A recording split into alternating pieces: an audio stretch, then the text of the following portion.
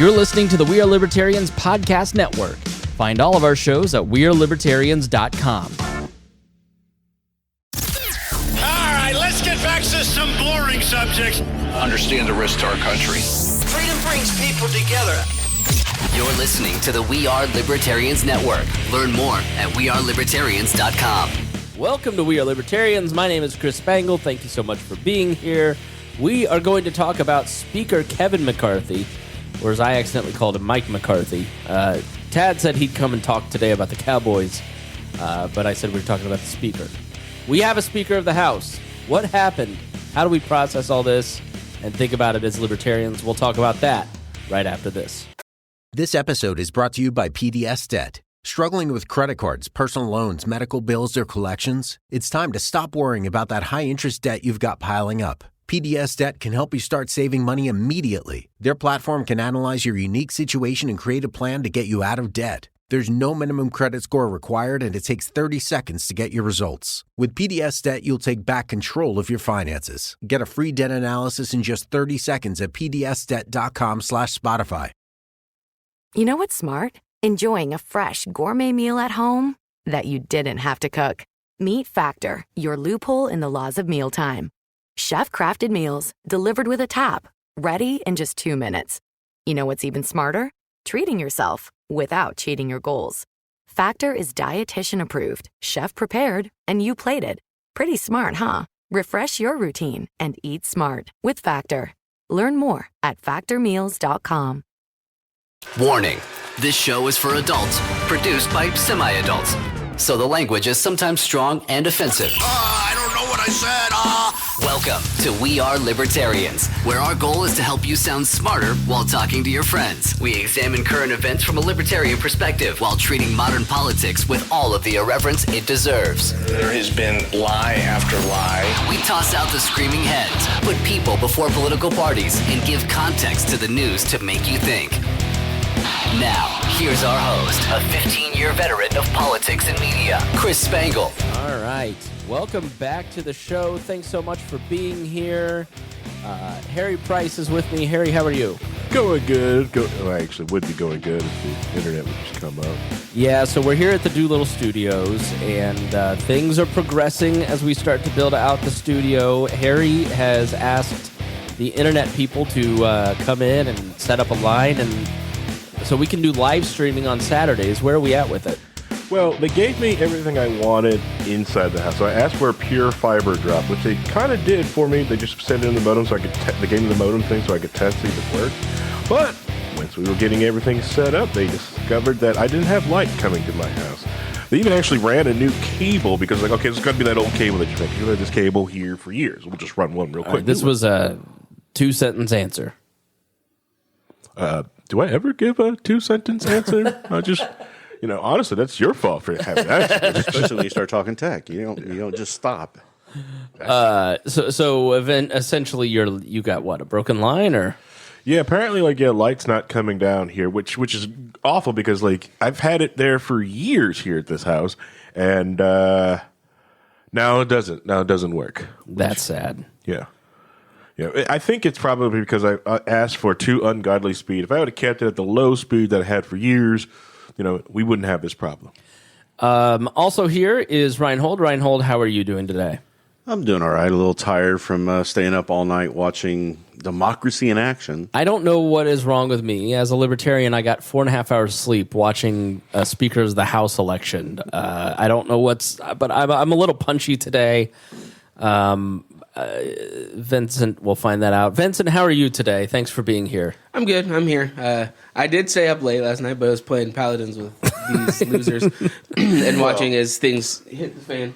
Not with me. But. I mean, that's not our fault. That's your system decided to eat the program and say it hates it. That it won't run on my computer. Also here is Paul. Paul, how are you? I'm doing great, Chris. Glad to be here. Do you anticipate contributing at all today?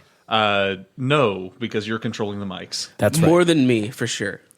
Well, I don't know why you two are here. I didn't invite you two. Harry thinks he's now the booking director of the show and has forgotten who Dear Leader is. Whose picture is above you? Mine. No. Whose picture is up there? Well, if you look on the cameras right now, it is mine. And see that? What did you put a face filter on your there to make every picture of me turn into you? You know what? I'm going to do that. That's AI is a wonderful thing. I know. AI is, Get that mic a little bit closer to you, Paul, when you're allowed to talk.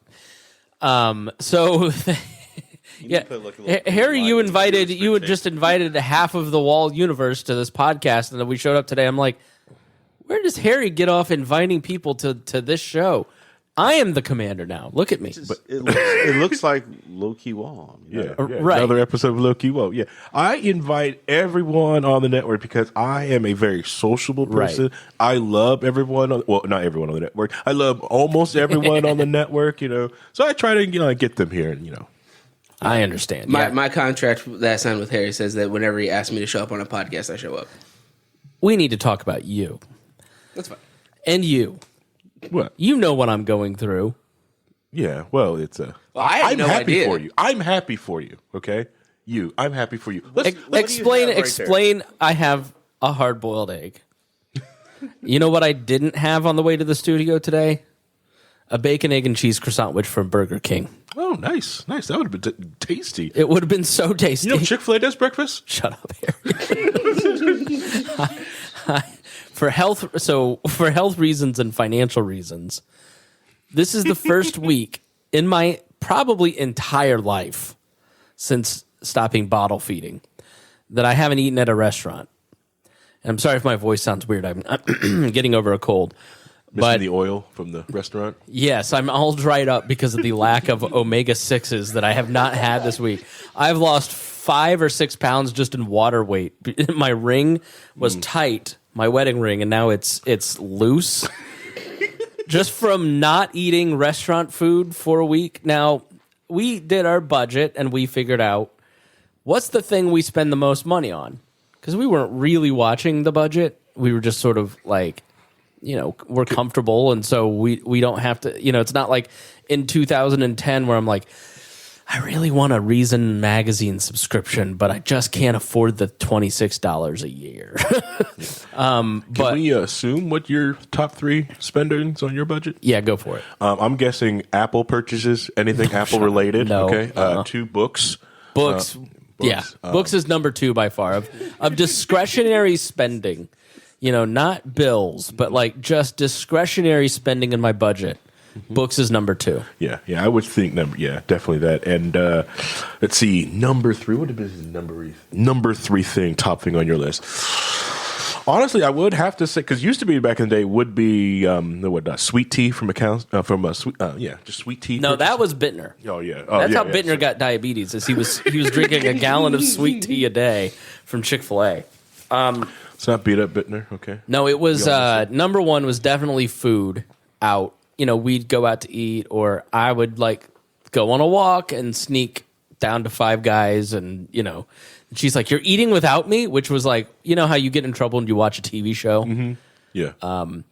Actually, what triggered all of this was a Costco hot dog. The Costco hot dog. So I went to the grocery, and I got us food, and I forgot, and I was like, I'm gonna get me a hot dog because I was like very hungry, and I knew I wasn't gonna be home for like another hour and a half, and I was gonna have dinner there too. But at Costco? No, she was making dinner. Okay, sorry. And I rookie mistake. I mean, LeBron James makes mistakes sometimes, and I'm the LeBron James of eating out without my wife knowing about it. I left the receipt in the box. Wow. And she comes down, and this is the only time I have ever lied to my wife in the year we've been married. And it's the last time. She goes, "We believe you. Why did you eat?" I go, "What are you talking about?" She goes, "You ate, didn't you?" I go, "No." She goes, "You left the receipt in the box." Yeah, sorry. Wow. We've never really fight. I think this was the second fight we've had in the 4 years we've been together. But then she was like, open up your checking account because we have different accounts. And she's like, we are spending how much going to order pizza or this or that, right? Like, so, you know, health-wise and money-wise, you can't do it, right? So we have made a pact. I have been ordered not to eat anything out. And so I'm dying. I'm literally dying. Paul, I'm going to pass away if I don't have a fucking Whopper. I'm not shitting. So if it's a budgetary issue, one, I can float you a Whopper. I'm just saying, I need dark money. I need Citizens United for my fast food habit. And second, you know, if you're eating out without your wife knowing, you're doing it wrong. Why? You had a wife and lost her. I'm not taking advice from you, Paul. Also, you wasted your first lie on that. Wow. Right. That's a gimme one. You know, I used car parts in a car. Well, you got to throw the receipt away, man. So this might sound crazy. I actually was heavier, like significantly heavier than I am now. Yeah. Before I started doing like meal prepping and doing that. When you meal prep and you have a meal set up at home, and you like spend like Sunday making your meals for the week. Yeah. It's so much better when you just go home and go, I don't have to think about it. I can just pull it out of the fridge and eat it. Mm-hmm. So I suggested that. I have not announced it here. I have on Facebook and on the pat down, but Reagan is pregnant. She's 17 weeks pregnant. And so I'm living with pregnancy cravings. Now, I have pregnancy cravings, but I'm not allowed to go out and get a Whopper today, Vincent. I have to eat these fucking hard-boiled eggs. I mean, and so I wanted to do what you did, which is, you know, if we're going to really save money, let's go to Costco. By the way, you're going to save a ton of money at Costco or Sam's Club. 18 dozen bougie eggs are the same price there that the 18 white eggs at Walmart are. And she said, no, I have to decide at mealtime what I want. Last night, what she wanted was peanut butter pie. So I woke up and I was in a diabetic coma. Hey, you can meal prep for yourself, and then when she has a craving, you can just get what she wants to crave. Yes. You know, so the worst thing about all of it's strategy plan. The worst thing about all of this that I'm noticing is that you're eating the hard-boiled eggs without salt. Oh no! I have high blood pressure first of all, and I don't like salt. Like when I would go to you go to Culver's. When you go to Culver's, so this actually happened. I was on one of my secret runs to Shake Shack about 2 weeks ago. Hold on, Harry. And I go, yes, I'd like a Shake Shack burger, a double, but I don't want any seasoning on it, no salt. And I want fries with no salt. She didn't even know how to punch this into the thing, right? Because I dated a girl in high school, and she said she worked at McDonald's, and she said if you want fresh fries, you've got to order it without no salt, and then just keep salt in your car and salt it because they have to make it fresh. But I genuinely don't like the taste of too much salt because they oversalt it to preserve it. And so the cashier walks back to the griddle worker, large black woman, and I walk over to pump my ketchup, and I hear the lady go, he wants no salt. What? Who would eat it like that? And they point over to the white nerdy guy, and they go, start laughing at me. It was hilarious. They probably thought that you think mayonnaise is spicy. Yes, exactly. Producer Paul, can you pull up the sodium content on a Burger King Whopper for me, too? Oh, I'm sure it's massive. That's why I've lost 5 pounds. Send your no salt over here. That's why I've lost 5 pounds. But, you know. And also, the whole trick of, before anyone goes, I got a great idea, I'll just order no salt and try to get fresh french fries. Yeah. What they're really going to do is take those fries, put them back in the fryer for a couple of seconds, and then dump them back in your thing. Yeah, that's okay. I want a little salt. No, but I mean, fast food. Me too. This is poetic. It's 911 milligrams. Which is what you will be calling if you don't stop. But no, I mean, my physical health has to be a lot better. It'll help my mental health. It'll help my productivity. So it's a good thing. And you're going to have a child. I'm going to have a child. Sure We need to save the money. My question is, whose idea was the eggs? Me, because I had no time. Because there's no way in hell Reagan signed herself up for what's going to be happening in a few hours. I don't know what. All right, so something is happening to my body, Paul. So you need some broccoli too? So there's a book that you should have read when you were a class or something you had when you were 13 that should explain all that to you. Something's happening. Yes, I have stopped wearing deodorant. No, my when you change your diet, your gut bacteria is accustomed to a certain type of food. Yeah. And then when it doesn't get it, it starts screaming and wanting, because it's dying. And so I am overly craving things like Burger King, or I swear to God, I'm not exaggerating like I want to do. I was watching television last night on CNN, and every commercial was a food commercial. It was HelloFresh, it was McDonald's, and then it got to a Pizza Hut commercial, and I almost started crying. Like, I'm in that bad of shape. That's called addiction. I'm totally addicted. You're going through withdrawals. I am going through withdrawals. Wow. I am 100% going through withdrawals. And I just want to wean yourself off of it. I have nothing to look forward to. I have nothing to look forward to. My treat. My wife is a stay-at-home mom. I work from home. My child is 3, just turned 4, stays home all day. I'm with them all the time. My treat was to leave the house to go get myself lunch once or twice a week. Or I'd go to the gym and I'd stop and eat when I went to the gym, right? That was my treat. I'm not allowed to do any of that anymore. And so not only do I have nothing to look forward to, my gut bacteria is dying and screaming, and I'm eating a hard-boiled egg. And I got here right on time. We were going to start at 10. These two jokers over here who were not invited to the podcast show up at 11. You're completely invited. Whoa. And Vincent walks in. Vincent was actually kind of sweet what he did, but didn't mean it to be insulting, but it was funny. I started immediately complaining about the food that he brought to you, which is one of my favorite sandwiches that you turned me on to, and he had a sandwich. And I said, "Where's mine? Don't you know I'm struggling?" Harry offered half his sandwich to Reinhold and Paul, did not give me half of his sandwich. Vincent was at least sweet enough to walk up and hand me 2 chips. I handed you the whole bag, sir. You said you didn't want them. Get it right. If you're going to compliment me for being charitable, say the whole story. It's funnier if it's 2 chips. Yeah.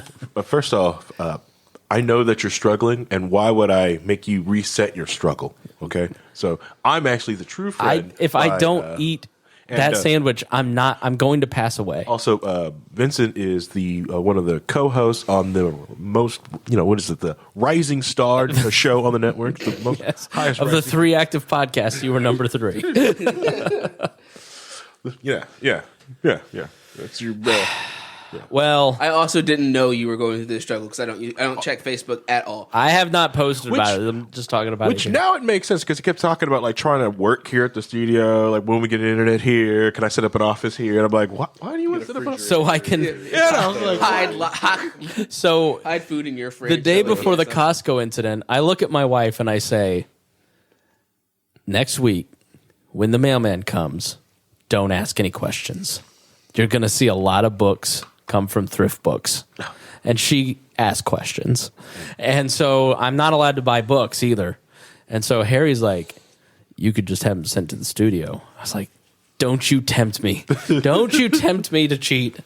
They had a special down at Half Price Books the other day. Oh, shut up, Ryan. Like $20 for a bag. All right, you're muted. Yeah, you can get pallets actually delivered here too, by the way. I've had a worse week than Mike McCarthy or Kevin McCarthy, whatever his name is. Well, he at least eventually got what he wanted. Yeah, I think he has a Super Bowl ring. Just don't know why he wanted it. Vincent can give us all the Mike McCarthy stuff. Oh, man, all right. Cowboys are terrible, and I hate Before we go on, let's take a quick break. This episode is brought to you by Me Undies. Underwear drawers are like the Wild West. You never know what you're going to pull out or what shape it's in. So upgrade your collection with the buttery soft comfort of Me Undies. Me Undies' signature fabric is as soft as a warm hug from your favorite sweater. Plus, it's breathable and oh so comfy, making it ideal for all-day wear. Get 20% off your first order, plus free shipping at MeUndies.com/Spotify with code Spotify. That's MeUndies.com/Spotify, code Spotify. All right, thanks for rejoining us here. I want to thank our $100 patrons, Jacques Idel, Jason Doolittle here, the title sponsor of the Doolittle Studios, Christy Avery, Lars Nordskog, Matthew Durbin, Ryan Hold, and Vincent Peichel. Thank you so much for being the backbone of the We Are Libertarians Podcast Network. And thank you to all of our patrons. Thanks to Mike O'Reilly, who just signed up yesterday. So if you want this show to continue, you've got to financially support us. Just go in there, and earmark it as a Whopper. Sign up for $10 a month. That's what a Whopper costs now. And maybe put the Domino's pizza picture away. You fucks. But maybe if you, PayPal or Patreon the money and earmark it for food, that my wife will let me buy it. So we're gonna order a pizza after this, right? And just have it delivered here. I'll pay you Tuesday for. And I'm not doing it because she told me to. It was my decision, guys. Yeah, sure. Yeah. Keep telling yourself that. It was. You're the alpha. I'm the man of the house. I'm an alpha. I'll go to Hooters if I want to. You made the decision. She just planted the seeds, right? And basically was going to withdraw a lot of stuff from you if you didn't do it. So you should have did that. Go to Hooters. This way, your gut biome would just die instantly. Just nuke them. Nothing makes my gut biome react faster than Hooters. Oh god. Those breaded wings are. You have 20 minutes to get home. It's like it's like cutting a wire.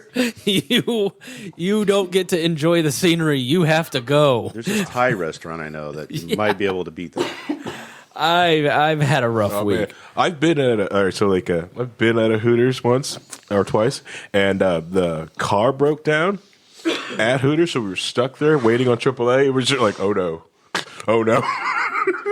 And having to go at Hooters, it is the worst. No, and the bathrooms are never clean there. No, they don't clean them. No, I actually huffed it over to the what was that? A Burlington Coat Factory in Castleton. Castleton Burlington Coat Factory was a cleaner bathroom. Yes, it was. I believe it.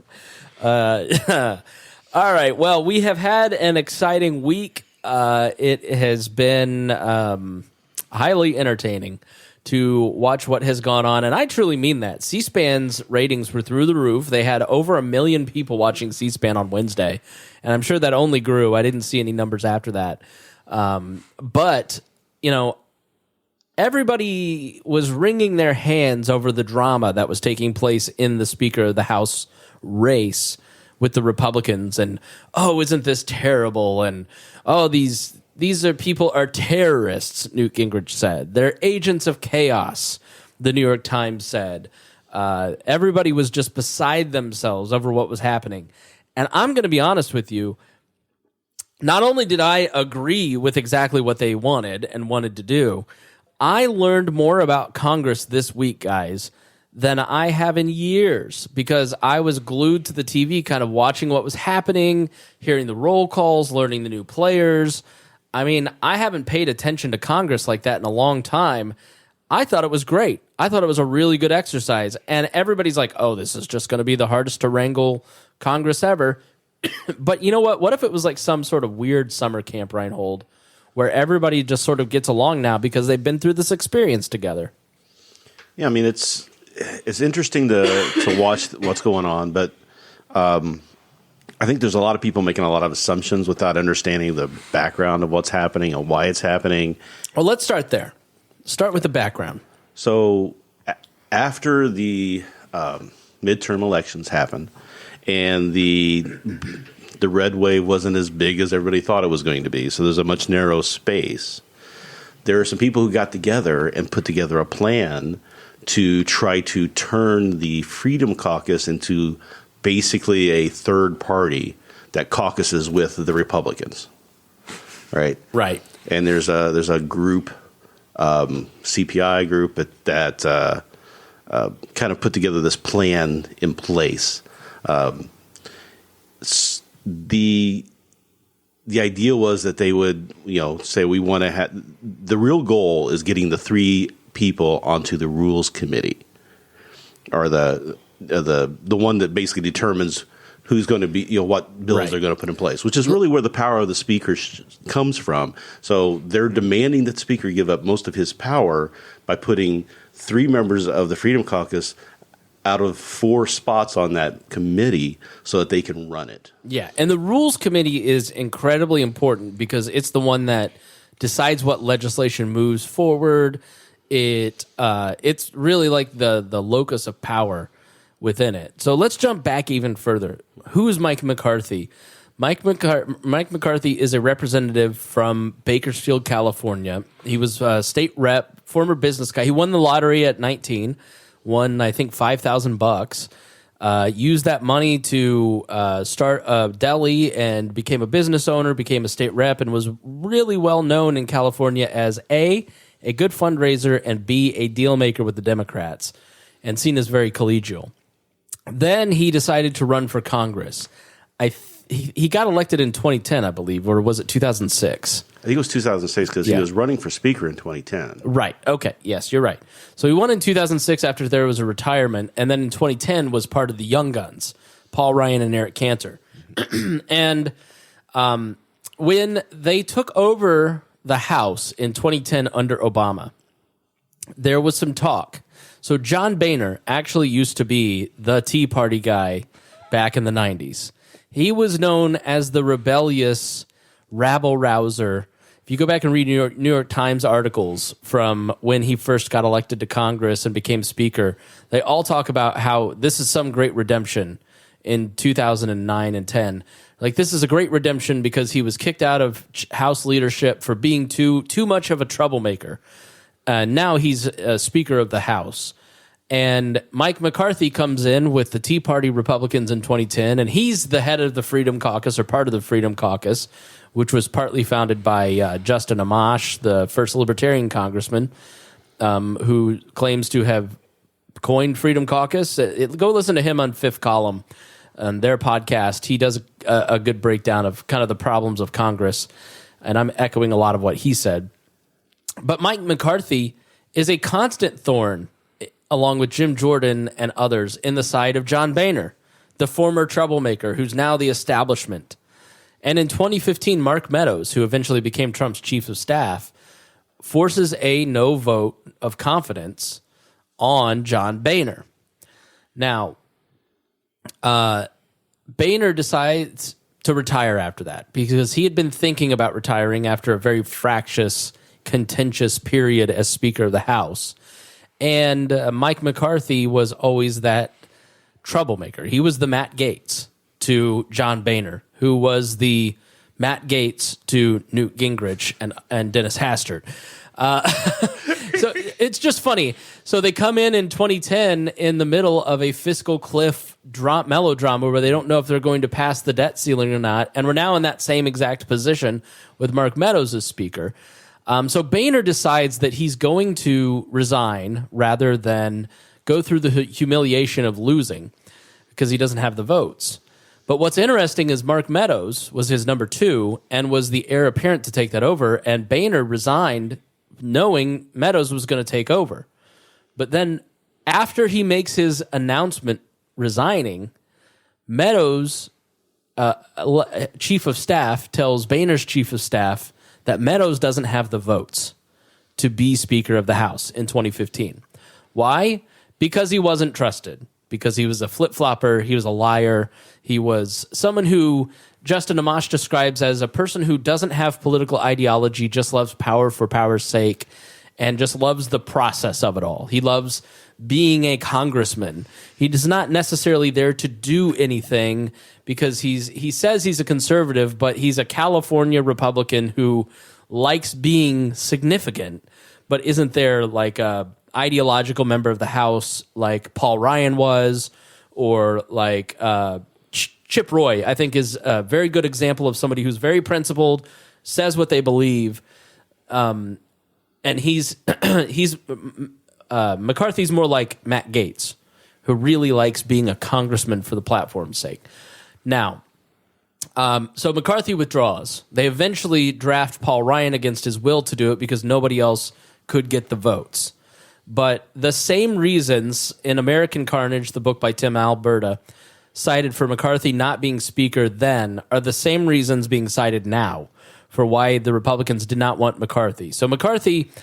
well, it's interesting, too, that he quoted himself when he dropped out saying, I'm not the guy for this. I'm not the guy. At the time, This is not what I'm good at. Not what I'm supposed to do. He had just made a comment in 2015 that the only reason they wanted to gain the majority was to hold Benghazi hearings to hurt Hillary Clinton's presidential chances. Guess what the people's business will be for the next 2 years? Holding hearings on impeachment for Joe Biden to hurt his election chances on Hunter Biden's dick. So laptop. So they are, history is repeating itself a little bit. So let's jump back even further, right? Why are we here? It starts accelerating under Paul Ryan, but really for the last 15-ish years, the Congress, and it may be longer than that, Congress has not been operating in what's called regular order.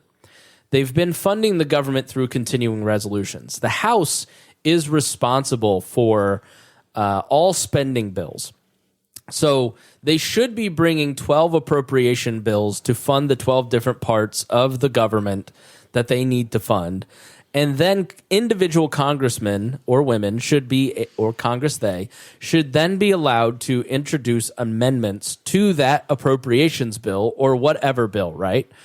And what has happened since Paul Ryan took over and he could not get anything done is these omnibus bills that they've passed several times, or continuing resolutions, where they go into the Speaker's office in Nancy Pelosi, Paul Ryan, or even a little under John Boehner's office, figure out what they can get passed, deal make, create one single package, bring it out and say, we're voting on this in 3 hours. Good luck reading 25,000 pages and then voting on it. And we're coming off the heels of an election where Donald Trump selected a lot of bad candidates and they lost a lot of easy pickups. And so now you have a very tight majority of 5 votes, which is the worst nightmare for McCarthy. And for all the preening from Democrats, this almost happened to them with Nancy Pelosi when she took over, and the squad of AOC and Rashida Tlaib and others did this to her. She just won enough votes to make sure it didn't happen to her, and through good candidate selection. McCarthy did not do that. He was hamstrung by Trump, who's now taking credit for getting McCarthy elected as Speaker because he was calling people last night and cajoling them through the week. But in reality, they weren't listening to him and they didn't care what he had to say. He's totally irrelevant at this point, but he does play a factor in why the last week has been so tight. So what do the terrorists want? Okay. What the terrorists want are a few simple things. I think you've got to separate these people out. Lauren Boebert, Matt Gaetz, Marjorie Taylor Greene, Paul Gosar, these are like, MTG and Gosar specifically are more conspiratorial minded. Gaetz and Boebert are more attention oriented, where they want to use this as a, Matt Gaetz at 6 p.m. sent out a fundraising email last night saying McCarthy will never be Speaker under my watch. Donate now. He can go to CPAC and say, I'm the guy that stopped the it's a little bit about attention for them. Mm-hmm. Then for guys like Chip Roy and some of these other congressmen, it is about the rules. They rightly see this as their opportunity to fix the process, because the job of the Speaker is to be the process person who brings and guides things to the floor. Dennis Hastert, child molester, was not in charge of legislation. It was Tom DeLay, the majority leader, who was the hammer, who cajoled people using earmarks and pushing them into voting for things or withdrawing amendments from the floor. He wielded his power as the majority leader. He was the most powerful person in Congress under Bush, not Dennis Hastert, the Speaker. And then they take away earmarks under Boehner. And the Speaker now has lost the ability to leverage individual members or horse trade deals. And so they create the omnibus system to get the government funded to get anything done. And Nancy Pelosi then throws gasoline on that entire system, cuts the Republicans out completely, and just passes whatever she wants to pass. And so Mike McCarthy wasn't going to end that system. Mike McCarthy was going to use that system to do to Pelosi what had been done to him.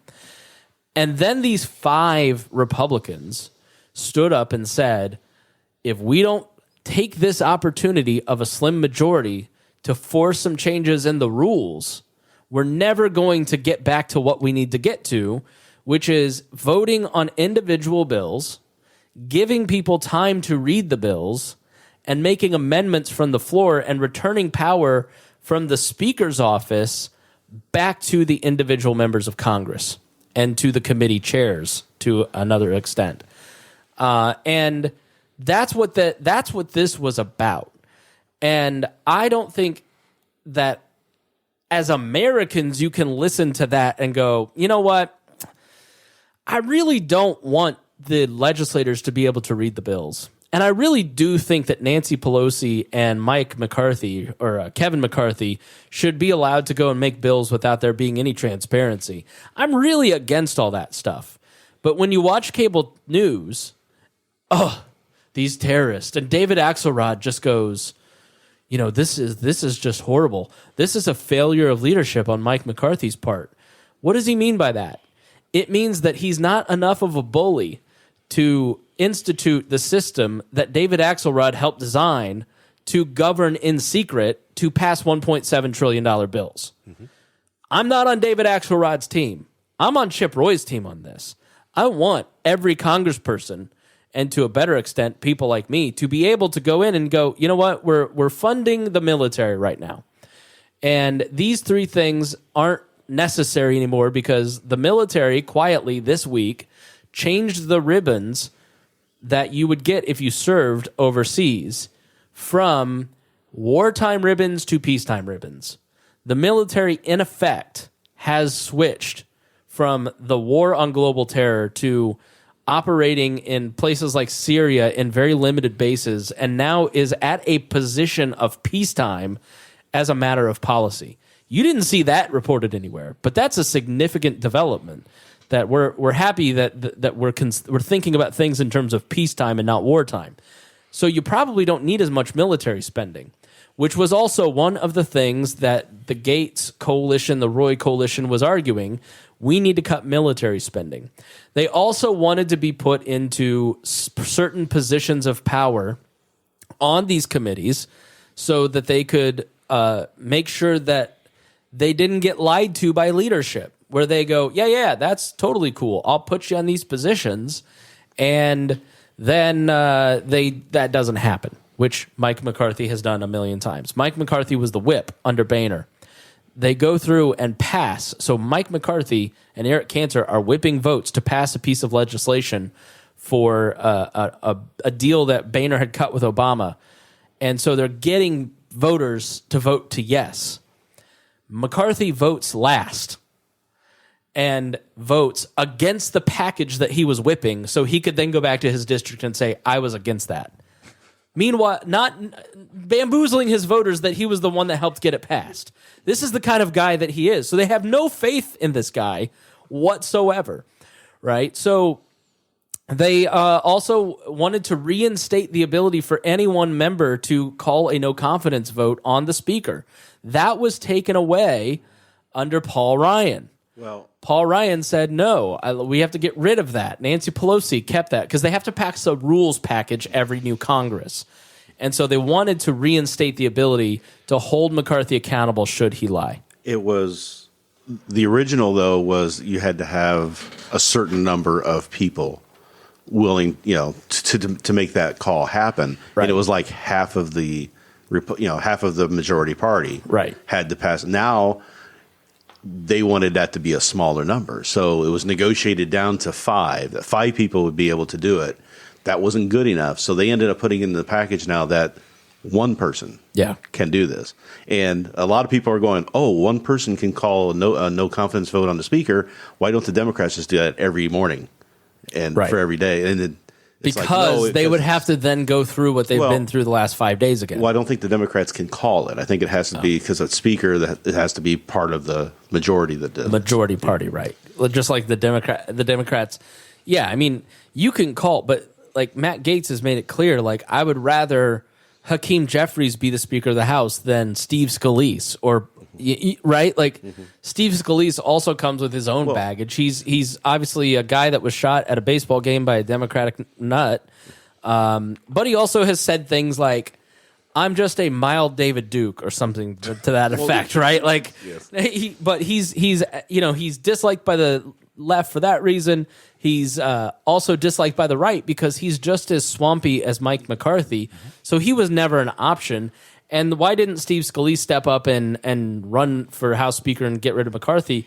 Because he probably didn't have the votes either, nor did he want to be hamstrung by all of these different rules that McCarthy had to negotiate and all of these positions that he had to negotiate. Now, the Speaker cannot place anybody on committees.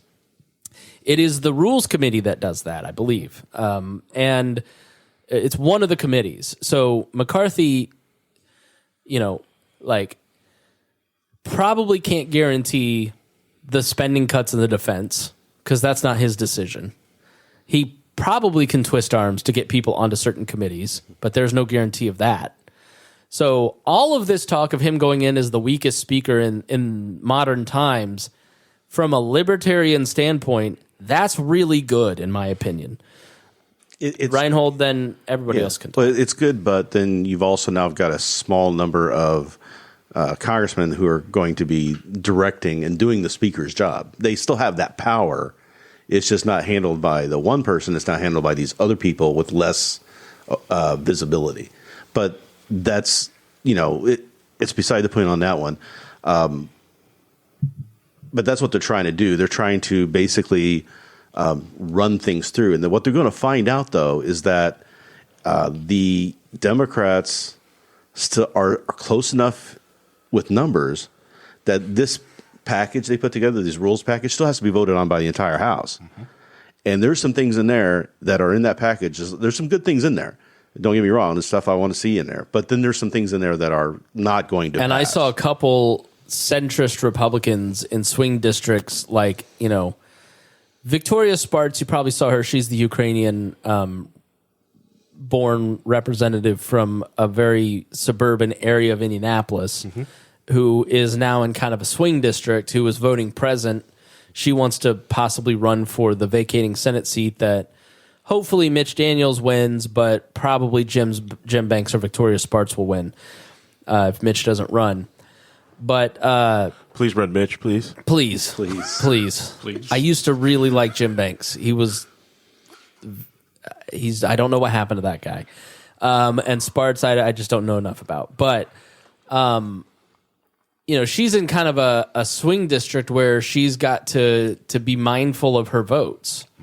So there's several centrist Democrats who are saying, I'm not going to vote for these rules packages.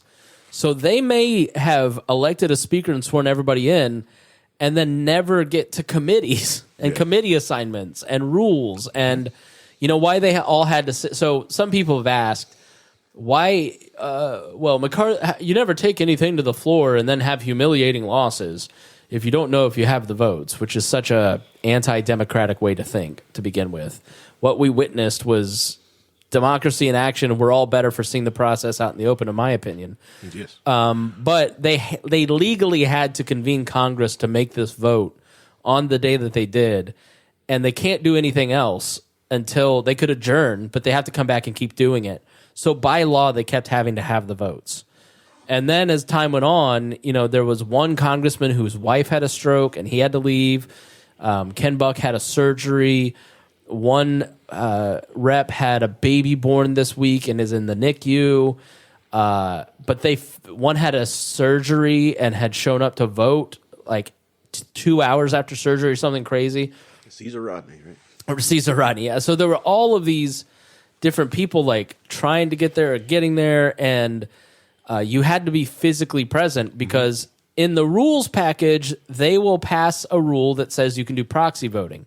So I can be in my district and I can say to Harry, vote for me. And Harry can vote for me.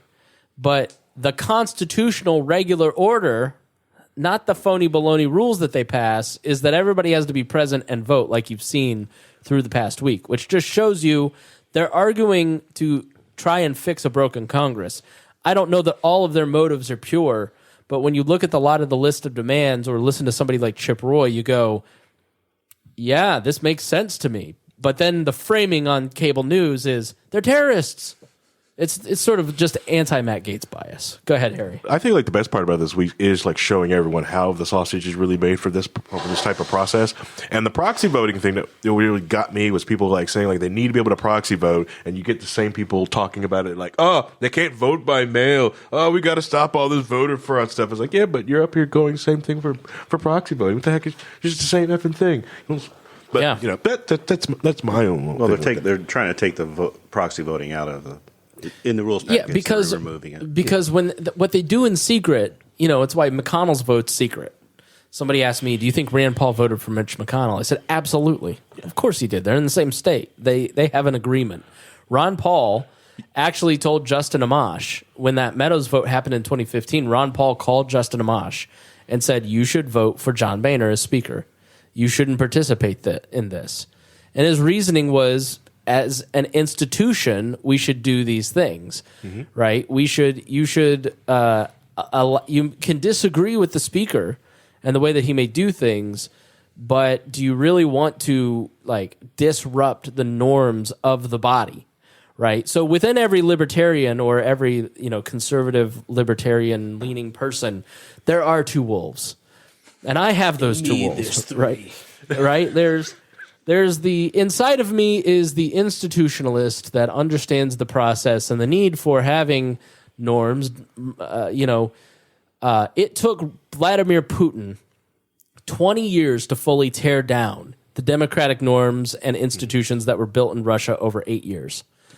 And so when everybody freaks out about January 6th, which was a despicable thing and was an intentional insurrection by Donald Trump to delay the peaceful transfer of power, it doesn't require us to do a 9/11 vigil every single year, in my opinion.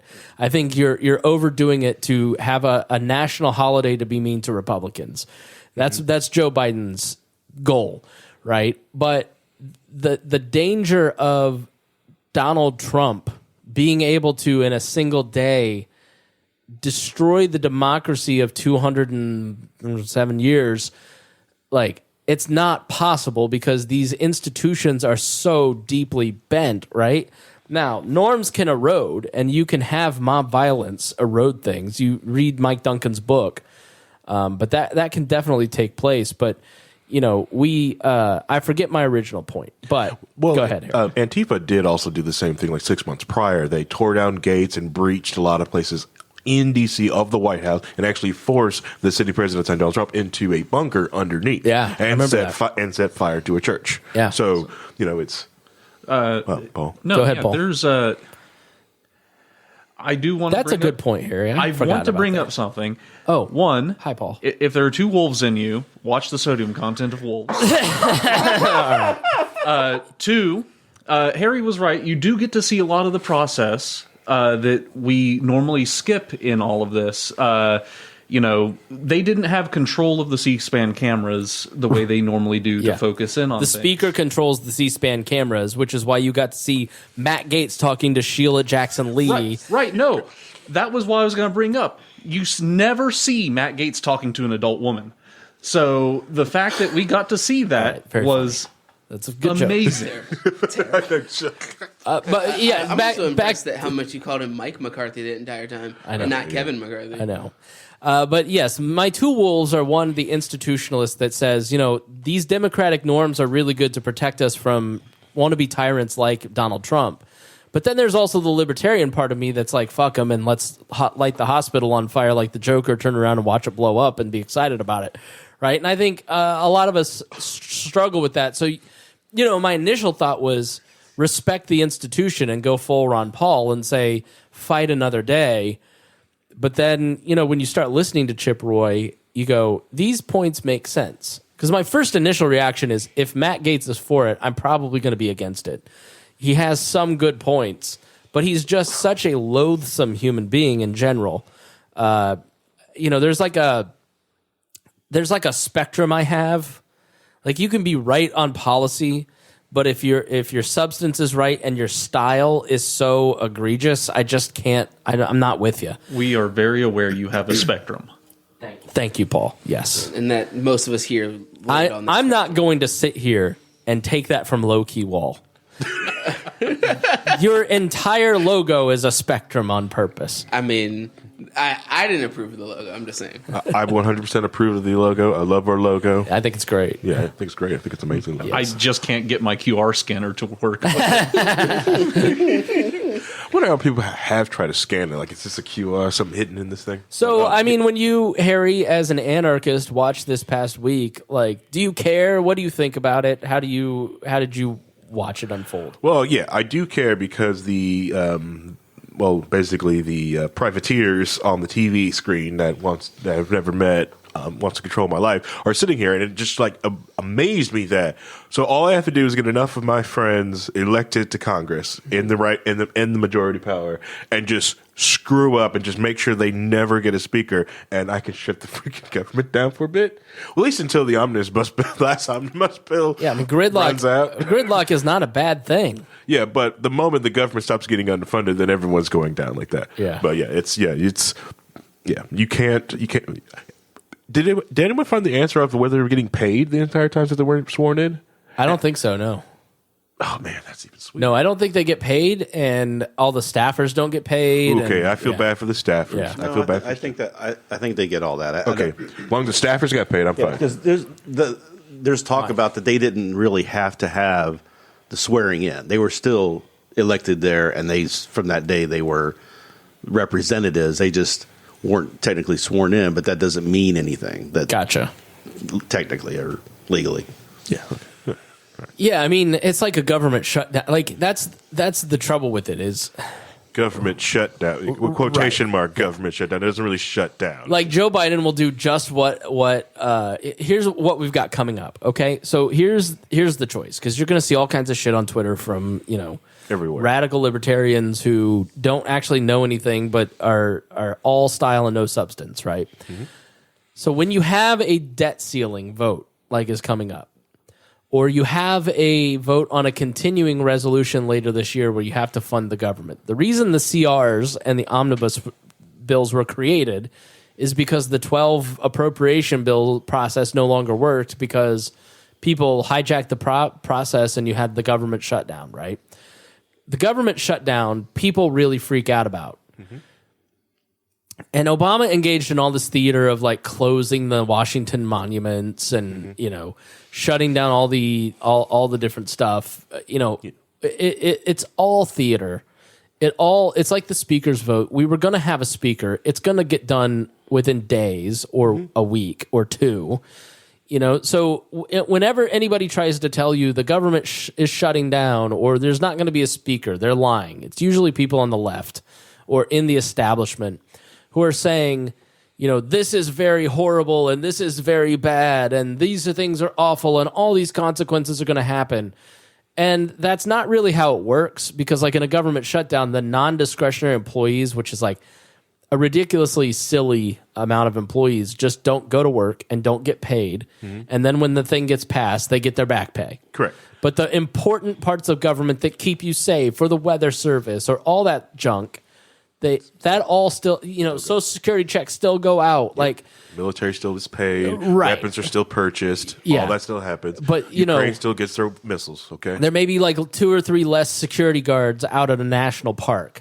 Yeah. But it's like during the lockdowns, the non-essential employees of the government. Like, why did we bring those people back? Let's just cancel those jobs. So, but the debt ceiling is a little bit different. And this is one of those quirky things as a libertarian where you watch all this stuff and you go, government shutdown, yes. Mm-hmm. All right. You have a lot of functions of government. Like, what kind of libertarian are you, I guess? Are you a collapsitarian who thinks we should just tear the system down in one fell swoop in a single day and we can rebuild it in a libertarian manner, which is, considering our culture, insane? Mm-hmm. Yes. Or do you want to gradually reform it and change it from the inside, which I think you can argue is also kind of equally insane, maybe less insane, because you can still show up and be a part of representative democracy and move your locality further to libertarianism, which then moves your state, which then moves your country. Look at the Republican Party, for instance, and how it shifted in a generation to be less interventionist in foreign policy. That will only continue to grow, right? So it still is possible to make changes, but it's not fast enough for impatient people. Now, the debt ceiling is I think anybody, libertarian, would kind of go, no, I'm not going to vote for the raising the debt ceiling. But what's the consequences of not raising the debt ceiling? It's defaulting. So what happened under Obama is the credit rating went from AAA bond to AA bonds, and now the debt service that you have to pay increases exponentially. And so by 2030, just at the rate we're at, the biggest expense in the government by 2030 will be interest payments on the debt. Yep. It will eclipse what makes up 66% of the government, which is Social Security, Medicare, and Medicaid. Okay, so somebody called the U.S. government an insurance agency with a military. And that's basically what it is. Accurate. Those four things, except now it's interest payments. It's going to be $1 trillion a year. Your share of the national debt is $3,000 currently. And when you default by not raising the debt ceiling, that number that you are now responsible for as a taxpayer goes up. Reinhold? I was going to say there's a third option that I fall in the camp of, is where there's functions the government are doing that are things that need to be done, but they don't need to be done by the government. So the way you get around that is not by collapsing it and then trying to rebuild those institutions or those things to take over.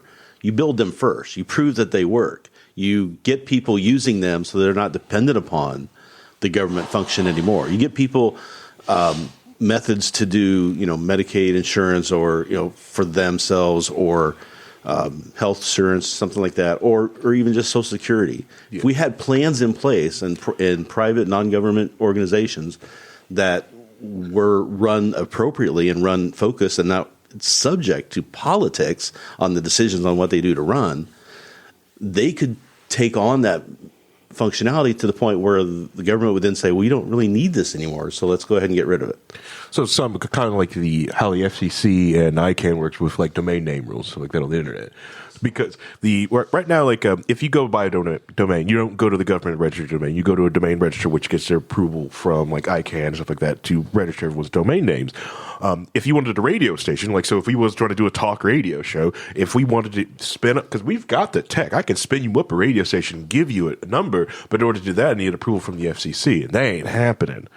No, because we don't have tens of thousands of dollars a year to pay them for the license. Correct, but the technology is easy. I've got the technology in the basement, just leftover crap in the basement. Yeah, but the idea of trying to even get the number or the frequency, the FCC is so behind on that they decided in the early aughts that they were just going to throw away 30 years worth of application, telling everyone just to reapply. You used to have an operator's license to work in radio. You used to have to go and pay and take a test to run the board. Too. Yeah, it's not that hard. The test is not that hard. Literally, you can look at the practice test. If the people that I work with on a daily basis passed that test back in the 80s, believe me, it was easy. Yeah, and it's super easy. Not especially the technicians radio one. It's easy because they took Morse code off it, so it's 10 times easier now. You ever done a test on Coke, Vincent? On Coke? No. No, okay. Well, I haven't either, but I would have in the 80s. It'd be impressive if I was able to get that. And nowadays, even if I did, I probably wouldn't be a secret at this point. Now, Vincent. First off, it's the 80s. And I also don't look like I've been on Coke. It's the 80s. We're doing Quaaludes. Okay. Now, Vincent, what have you learned today? Because I know, did you follow any of this at all? I only knew about it because of memes, for the most part. I'm not even going to lie to you. I didn't even know it was happening until I was like, oh, now we're on the historic 17th vote because he failed again. No, it's not that many, but Well, the best memes that were coming out weren't even about McCarthy and all. It was the Santos memes that were the best. Yeah, explain who this guy is. So Santos was elected to Congress. You got to talk directly into that mic. Right. He was elected to Congress. Tilt it up a little towards your face. I don't remember where he's from. I have to look that up. It's somewhere in New York. It's in New York, yeah. But it was found out, and I don't know how this happened, because somebody fell asleep on the job on the Democrat side of the aisle, because it was found out pretty easily after he got by elected. A local paper. Yeah, right? that he was lying about so much. His background, he didn't, he's supposed to be in the military, wasn't in the military like he's supposed to, and there was all these lies that he had put into his resume that they found out. They started looking into and found out that, oh, this one's not right. This one's wrong. This has been lied about. This is not quite right. He was just lying about everything, to the point now where even the Republicans in the House are going to, after all this, now the speaker's in place and they can start getting to business, they're probably going to vote to have him thrown out. Okay, so here's a list of his lies. That he is the biracial descendant of Ukrainian Jews. He was actually born to Brazilian immigrant parents in Queens. He has repeatedly said he is religiously Catholic and is a non-observant Jew. Santos wrote that his maternal grandparents were Jews who fled persecution in Ukraine and settled in Belgium, and fled once again during World War II and finally settled in Brazil. He lied that he attended an elite private... Excuse me. He attended an elite private school, Horace Mann and Baruch College. He had to withdraw because of his financial inabilities. No evidence that he ever went, according to CNN. That his mom died on 9/11. She was a domestic worker, in reality a cook, a nurse. So she died on December 23rd, 2016. 15 years after 9/11. That he was a Wall Street big shot. He was not. After his graduation from college, he said he went to work for Citigroup. Nobody's ever heard of him there. He said that he ran a charity that saved thousands of dogs. The charity never existed. 4 of his employees died in the Pulse nightclub shooting. He's openly gay. He's an openly gay Republican. Maybe. I don't know.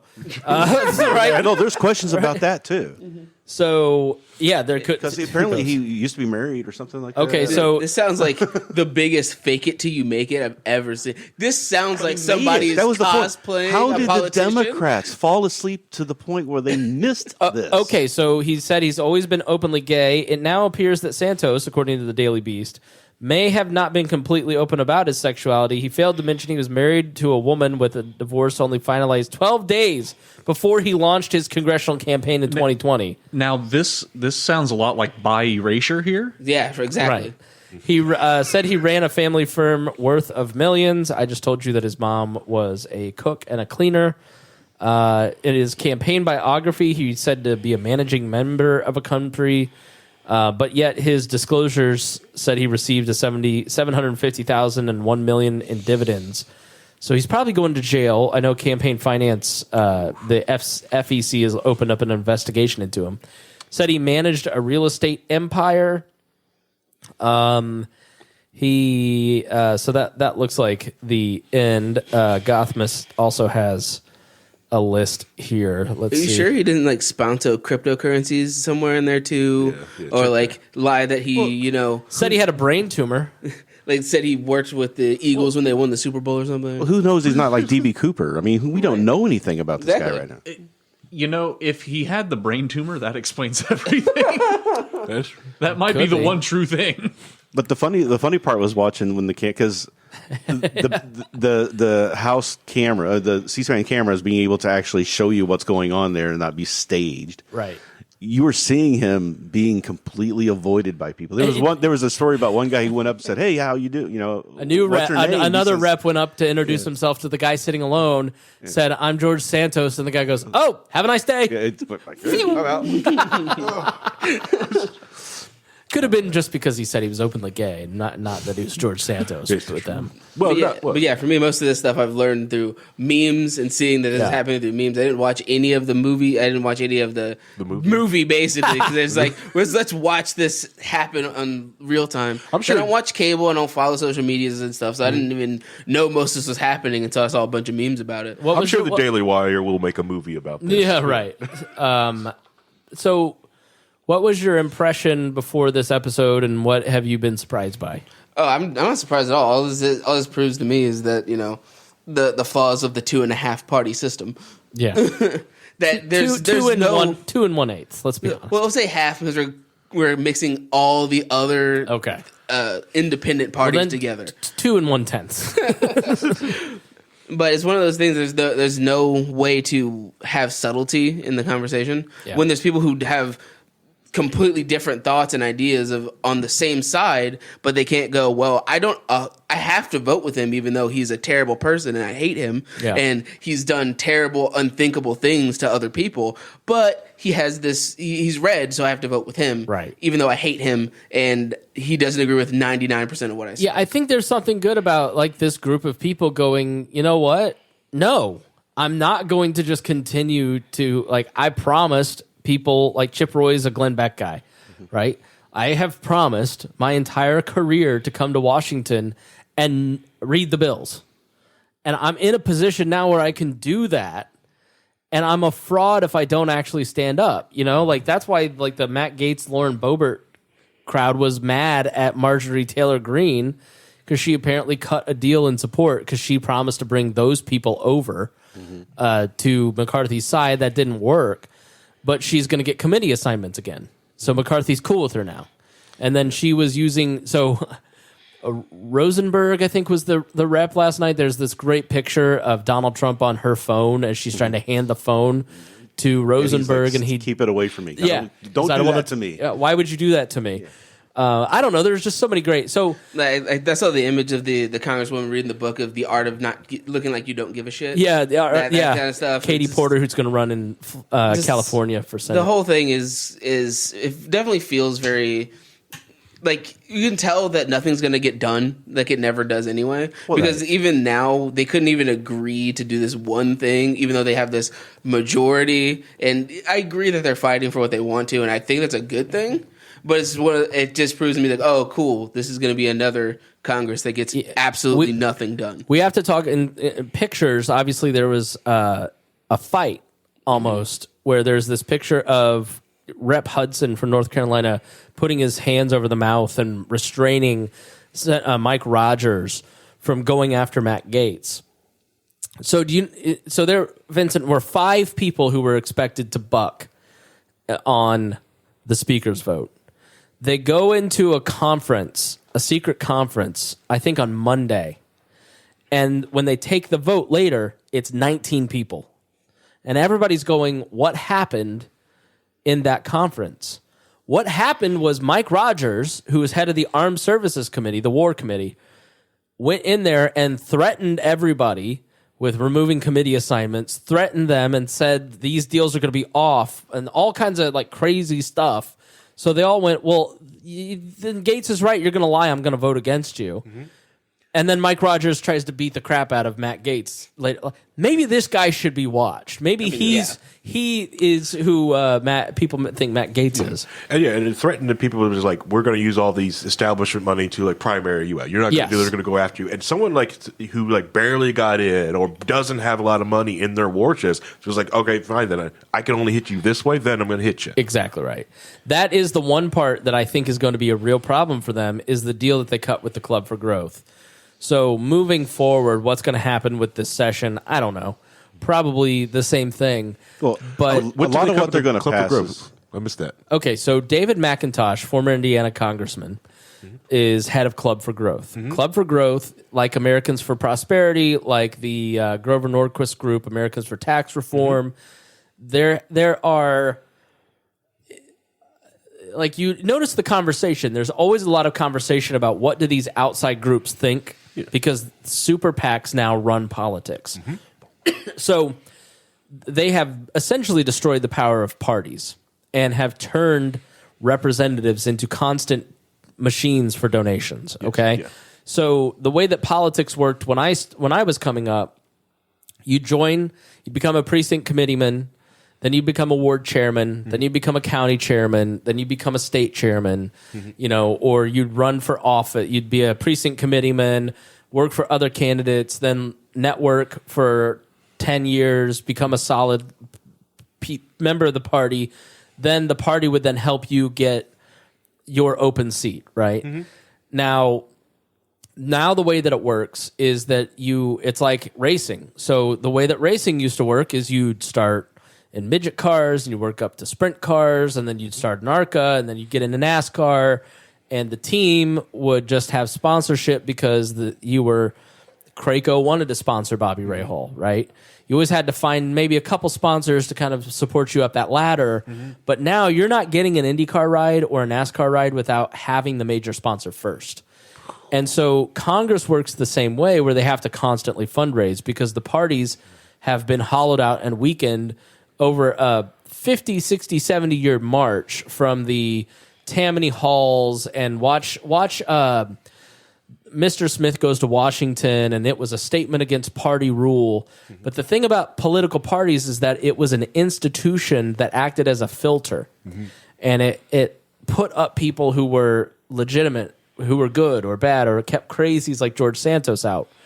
Now, after Citizens United, that no longer exists, and even down to the state house races in your state, even down to local races like mayor, it's all about fundraising, and it's all about PACs.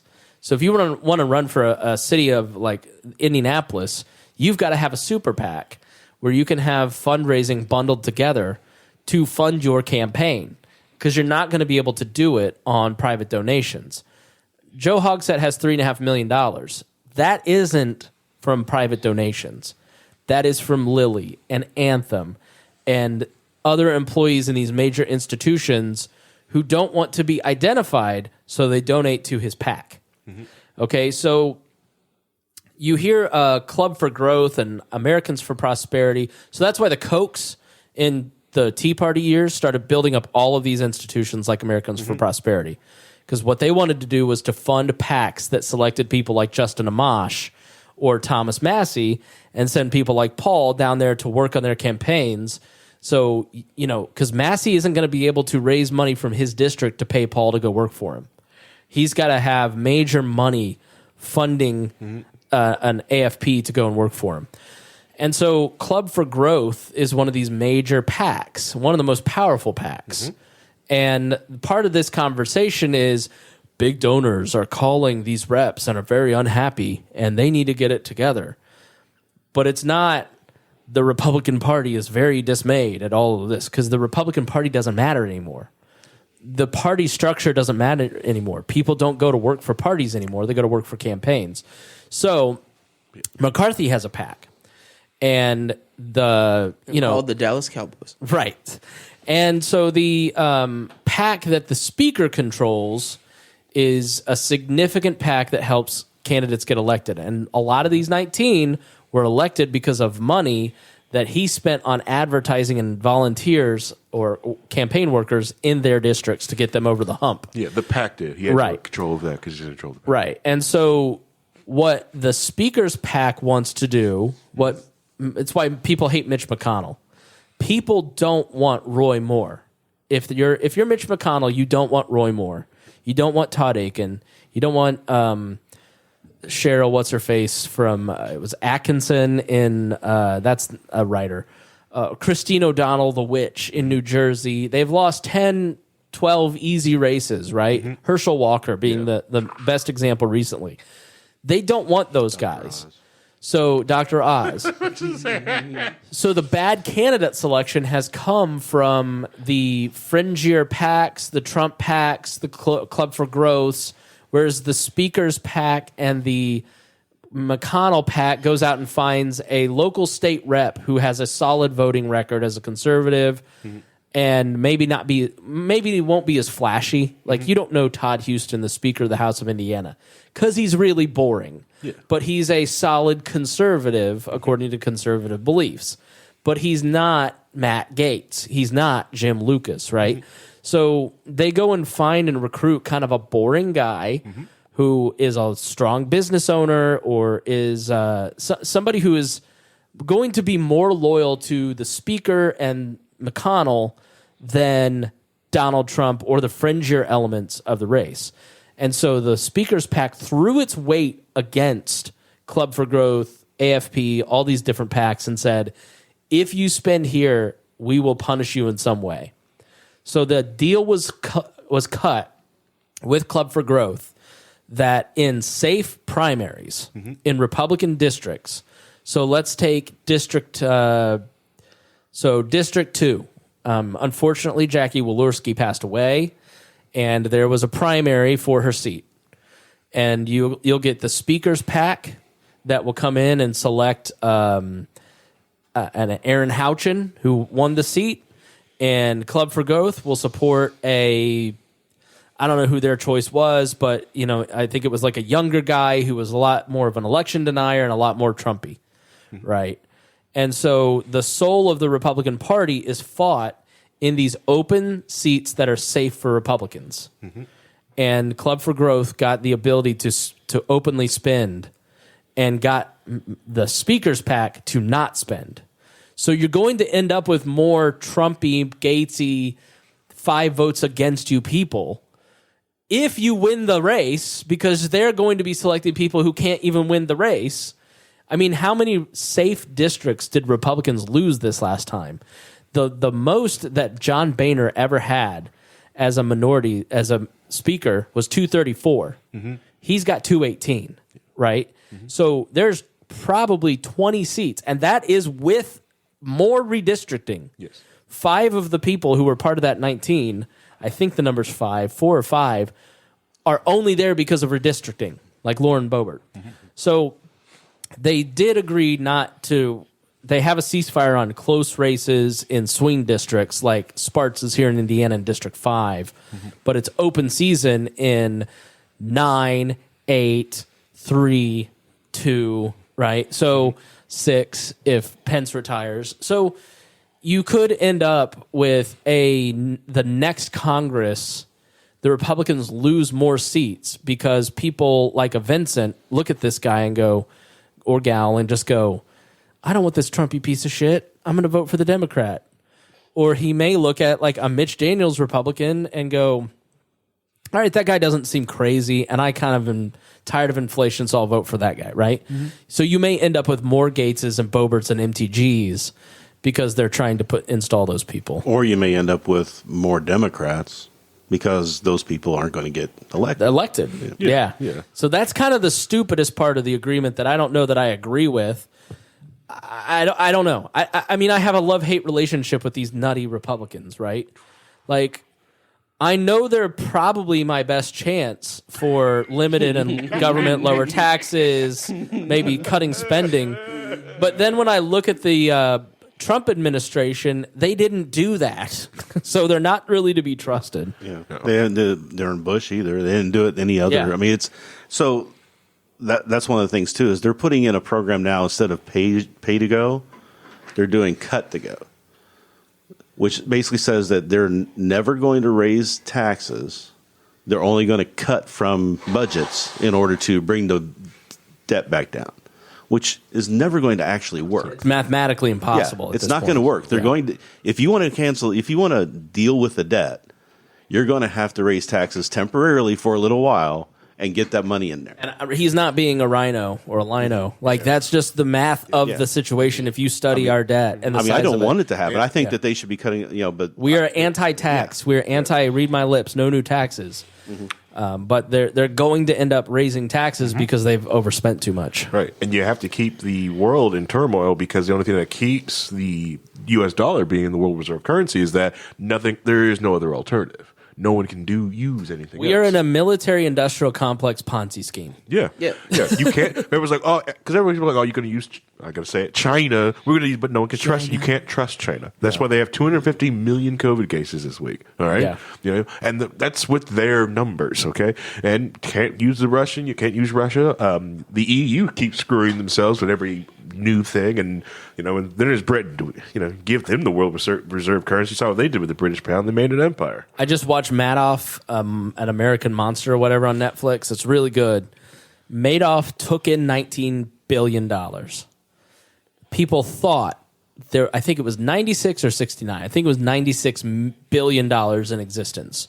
So basically what Madoff would do, and he only ever really had between 7 and 8 billion in his bank account.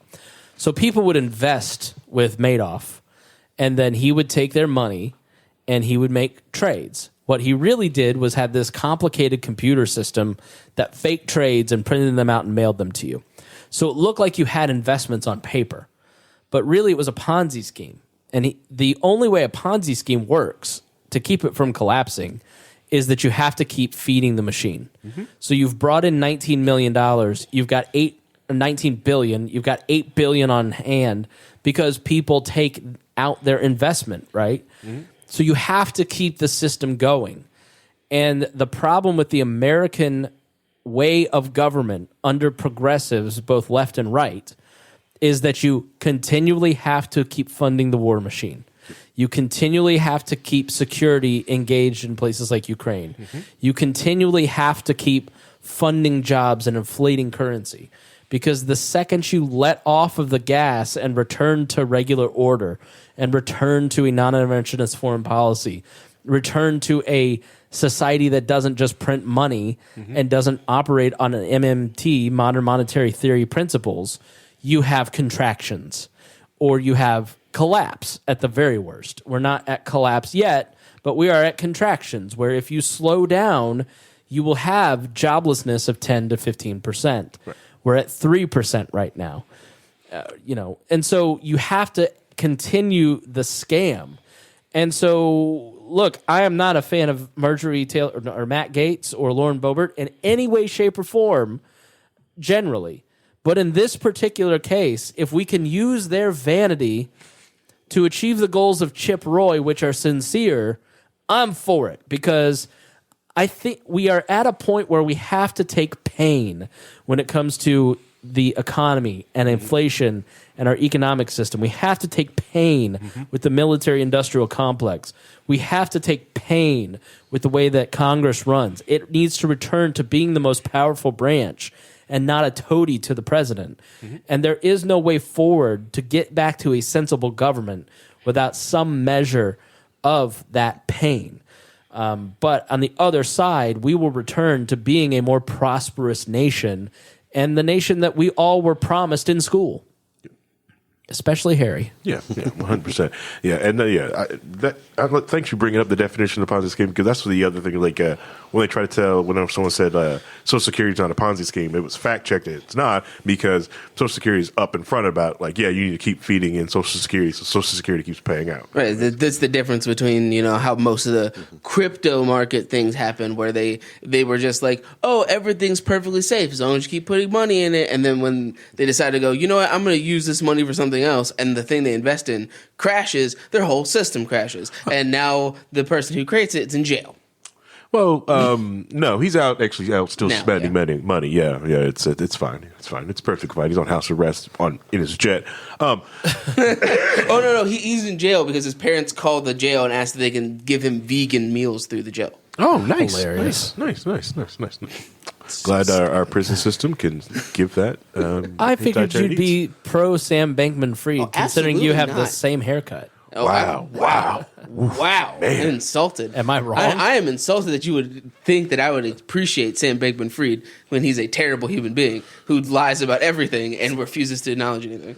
Same haircut. Am I lying? No, that's a different haircut. Yeah. No, not at all. There's not enough curls here. It's fine. It's a difference. Paul, do you have anything that you'd like to add? I do want to say that I think that Vincent said something very profound earlier, that they've spent 2 years arguing for control over the House.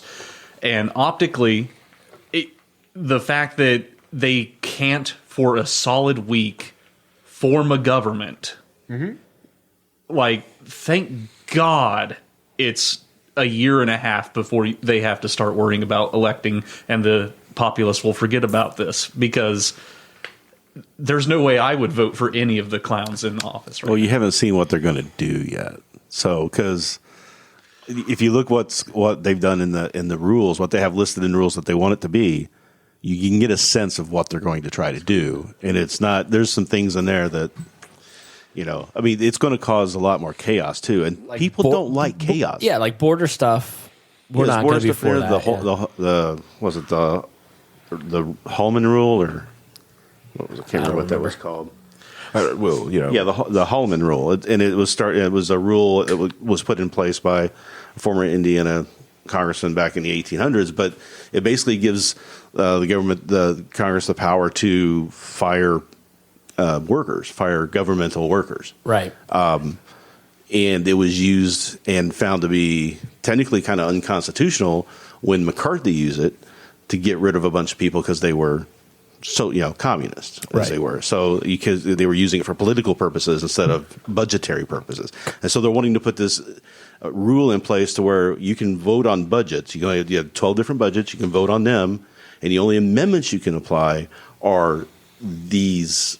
Do we reduce the number of people in each of these? Right. So they can target who that is and cost money. And also putting something in there that's eliminating the ability for staffers to unionize, which free association. No, they're public employees. There should be no unionization under public employees. Public employees should not be able to unionize. Second, communists or people aren't people. They have no constitutional rights whatsoever. They're not people.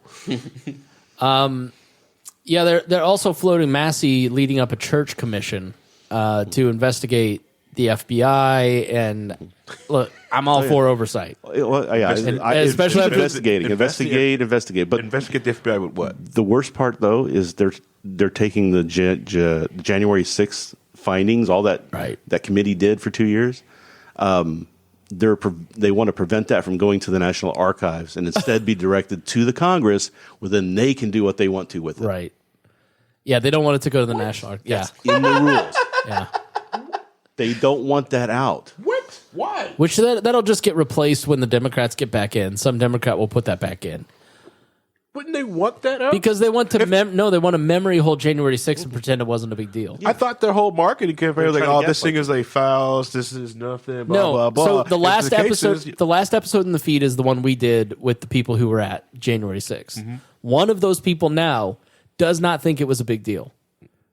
Shook on the podcast. Mm-hmm. But memory over time, they immediately started memory holding it. Yeah. They're saying that there was no organization here. I'm like, we have people convicted now in two organizations that were organizing, and there was a pipe bombs, and they had all this stuff going on and communications with the White House. All this stuff we found out during all that stuff that was very interesting. They're trying to just say on that it was just people walking. See, it's the easy. Police let them in because it couldn't have been a riot. It's easier to memory hold it, so they don't have to explain anything that's in there that might be questionable. Paul Gosar was one of the organizers of it. Mm-hmm. He's one of the 5 that was trying to dick with all that. Like they want to cover their crimes so they don't go to jail. Well, they weren't asking for pardons. Like really? A couple of years, from 6th. Trump, yeah, they were asking for him the next day or something like that. We want pardons. The FBI thing is a lot of it surrounds the Twitter file stuff and how much influence they have over social media. Mm-hmm. And there was actually a Slack channel. There were so many former FBI employees working at Twitter. They had their own Slack channel. Mm-hmm. And this is nothing libertarians haven't known forever. We've been making jokes for a decade about, me getting together with my friends and it's me with FBI people. Like that's not... This generation of libertarians think they invented that meme, but we've been saying that forever. Free Talk Live knows that intimately well. Exactly. Like, when you have a libertarian meeting, like, at least probably like there is a Fed probably at this table. I remember in 2009. Look at me? How dare you? Yeah. It's obviously Paul. No, it's definitely Paul. Yeah, obviously it's definitely Paul. Yeah, it's definitely Paul. But people would think it's Reinhold because he's a leftist and pro-narrative, but it's Paul. Oh, yeah, it's definitely Paul. Yeah. Sure. Why else would he be working so hard on campaigns that he fits in? See? Mm-hmm. Yeah. Playing that long game. His big brain plays right there. G-man haircut. Oh, yeah. It could be Vincent because he's trying to throw us off right now. See? Right? That's what they do. They sow confusion and division. Mm-hmm. I remember back in the LP, in my LP days, like there would be, you'd talk to people from around the country at conventions, and they would know who the Fed was that would show up. There was one at Tippecanoe County. When I would go up there, like they'd pull me aside and they go, "Don't say anything in front of this guy," like because the couple of the people who were in that county party were like militia people, and so there was always one guy who came every 2-3 months to their meeting, and everybody knew who he was. Mm-hmm. So it's just been a thing forever. Yeah. So it's that kind of stuff that they want investigated, and they really like want to crack down and go like, what are you doing to cut down on dissent? We used to play that game at Pork Fest. Yeah. So let's find the Fed. Who can find the Fed first? Because the Fed usually does show up, especially at Pork Fest. And I think even if you really want to know, like if you're really paranoid about this stuff, you really let it help you out. There's a book called Rats. I forget the author of it. It's free out there on the PDF. It's called Rats. It's how to deal with agent provocateurs, undercover people, how to spot them, and what to deal with them. I will tell you, like, first off, if you think you have like a Fed or something in your midst, the best thing to do is to just stop communication. Do not think you're smarter and think you can feed them information. Do not do that. If you really think they are, just move away. Just walk away.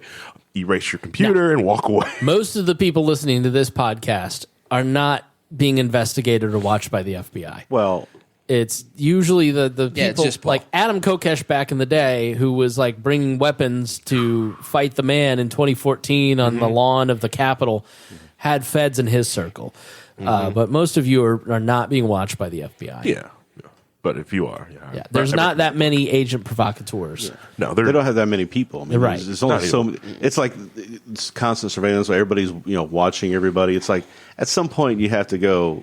There's not enough people to watch everybody. There were 527 false flags last year alone. Yeah, and most there's not that many paid actors. Yeah, and the best data engineers actually can go through and come through this data are working for a lot of the like Fortune 500 companies that are out there. It is really hard to find a good data engineer. Like I've worked for several companies that just taken ones and just trained them, or like, oh, you get 2 years experience, good enough, we'll teach you. Most of you are not dangerous enough to. And that's the thing too, is that you get into that space with people who see that conspiracy around every corner. It's the FBI's done this, the FBI's done this. It's like they're doing some things, don't get me wrong, but they're not doing everything. Some of the stuff you see happening is happening. Yeah. They also do some BS things too, because they are certain people they want to go after because they believe they either have information or they can try to squeeze or use people around that. Talk about Ian. Yeah. I don't know if he's guilty or not, but what's happening with Free Talk Live? All right, so everyone probably long-time institution in the Liberty Movement is Free Talk Live. Ian Freeman, Free Talk Live was nationally syndicated radio show. Nationally syndicated radio show has been on the air for over a decade. Free State Project. We are on LRN.FM. Yep, we are on LRN. It's a great radio station. They even had like satellite beaming Liberty content into Africa and on free to play satellites around the globe, spreading the voice of Liberty out there.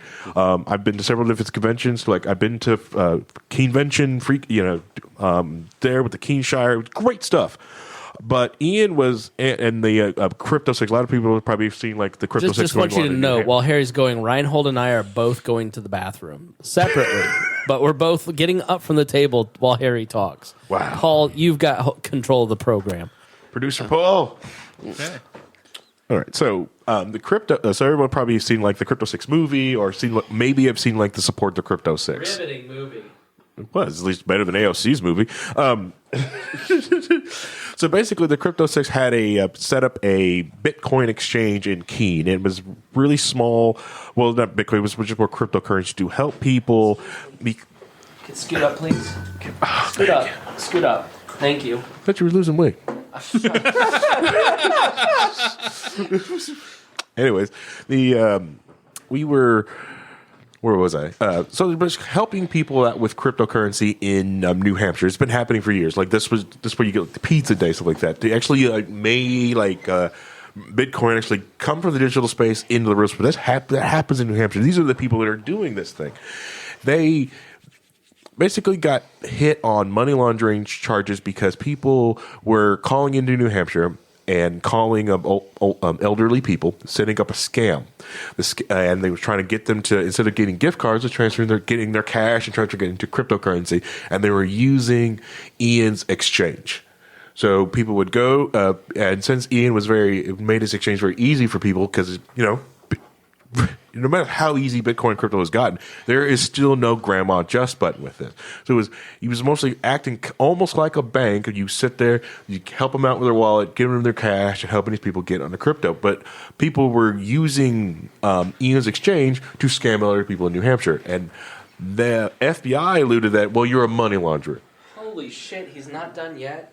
Well, I mean, he had to stop like 7 times. Yeah, they basically like convicted him of money laundering and running an unlicensed exchange. So basically, you have to spend this massive federal license and have all these different records in place if you wanted to do all this, which is just basically just people exchanging money for tokens or math, especially for something that the United States government doesn't even consider a currency. They consider Bitcoin and crypto as assets. So basically, someone just taking assets like that into turning into as much money. as I'm not into Jeremy Kauffman. But they've gone after his company. What is his video exchange? Not library. What is it? I think it's library. Is it right? library? Yeah. Yeah. And he's being targeted by the government for the same thing. And they're going after the worst thing about the Ian's case is that all these people, the other people that they brought in to testify on the case, they were distraught to find out the FBI is just going after Ian.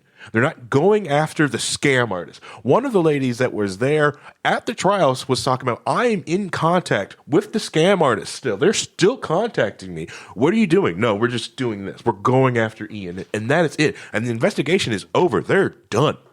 They are walking away from the thing. They're not going after the scam artist. They're just going after Ian. And that's the BS stuff that people like get tired of the FBI. It's like, so you can actually get the bad person? No. Because they've been going after, they wanted Ian for decades. They've been wanting to get Ian on something. I don't know what.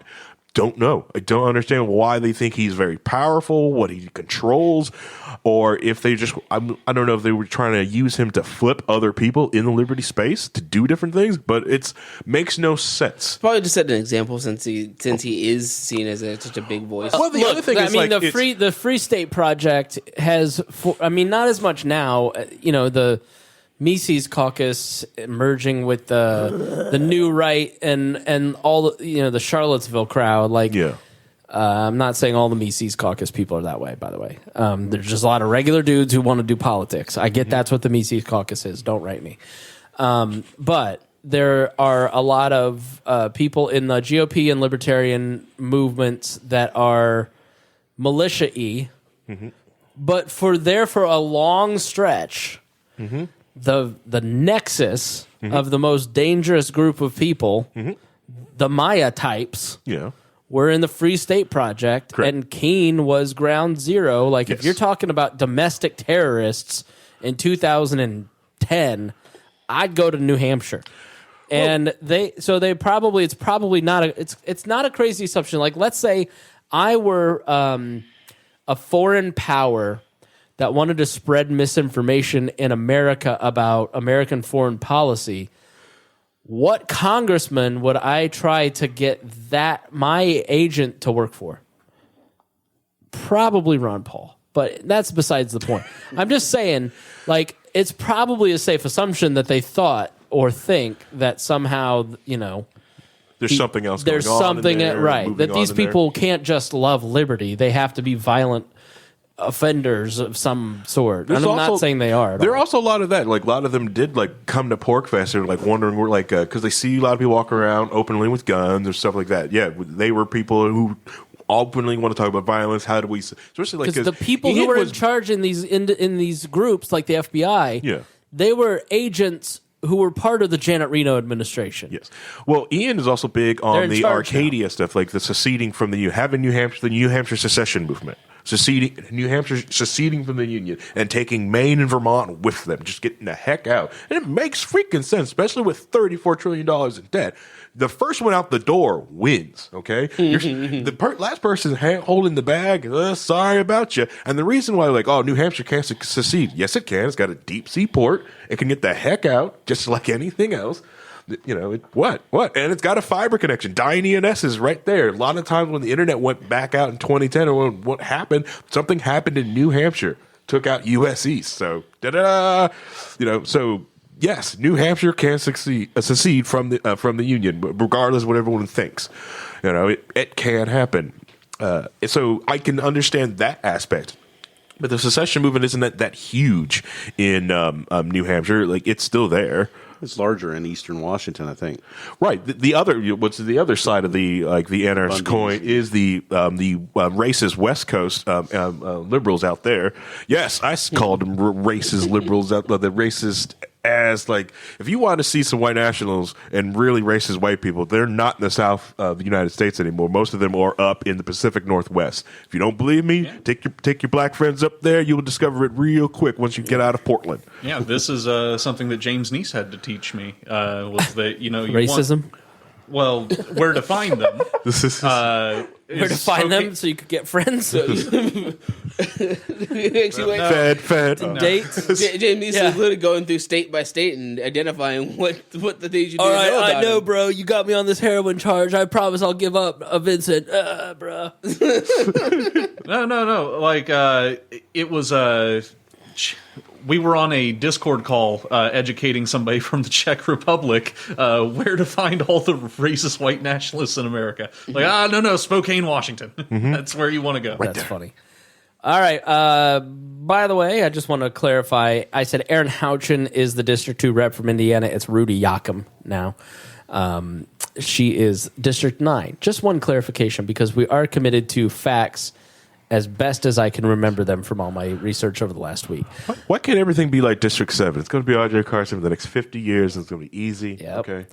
All right, final thoughts. Legacy. Harry Price, final thoughts for the show. Man. I would like to apologize that I don't have internet access here. I tried my best. I even ordered a new fiber line instead of using the old fiber line that has sustained me for years, but even that one's broken. We tried. But with all this, I think the best thing is, so if you're listening to this podcast, you watched this. This was your, best thing you're going to get for playoffs in this dead 2023 year. There's not much is going to go on right now. And I didn't expect all this kickoff to go off. I expected it to be boring. This week to be super boring, not much to talk about. And boy, was I freaking wrong. But if you're listening to this, you're political, you're into politics. Like just what Dear Leader did today and polled Vincent, do that with your friends. Find out, don't push anything on yourself. Just see how your friends perceive that, to help if you just need something to, just to see where their headspace is going on with it, and use that to, see where their opinion, and even help shape their little bit of their opinion. So that's my recommendation. That's my final thought on this. Paul. So I think that the Republicans are squandering their chance to show that they are the adults in the room. I think that they're not going to win any allies with their behavior. And as good as the goals are of this small group, I think ultimately it's going to be self-defeating.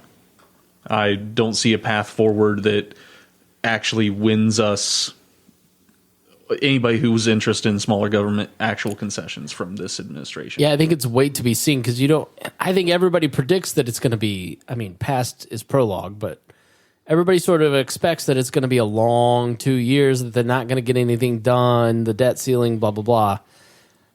I don't know. You don't know that for sure, and I'm always wary of people who kind of say that, but I do agree. I think when you are the minority, and we live in a center-left country now, at least in terms of the cultural zeitgeist, this isn't 1995 where it's a conservative center-right country.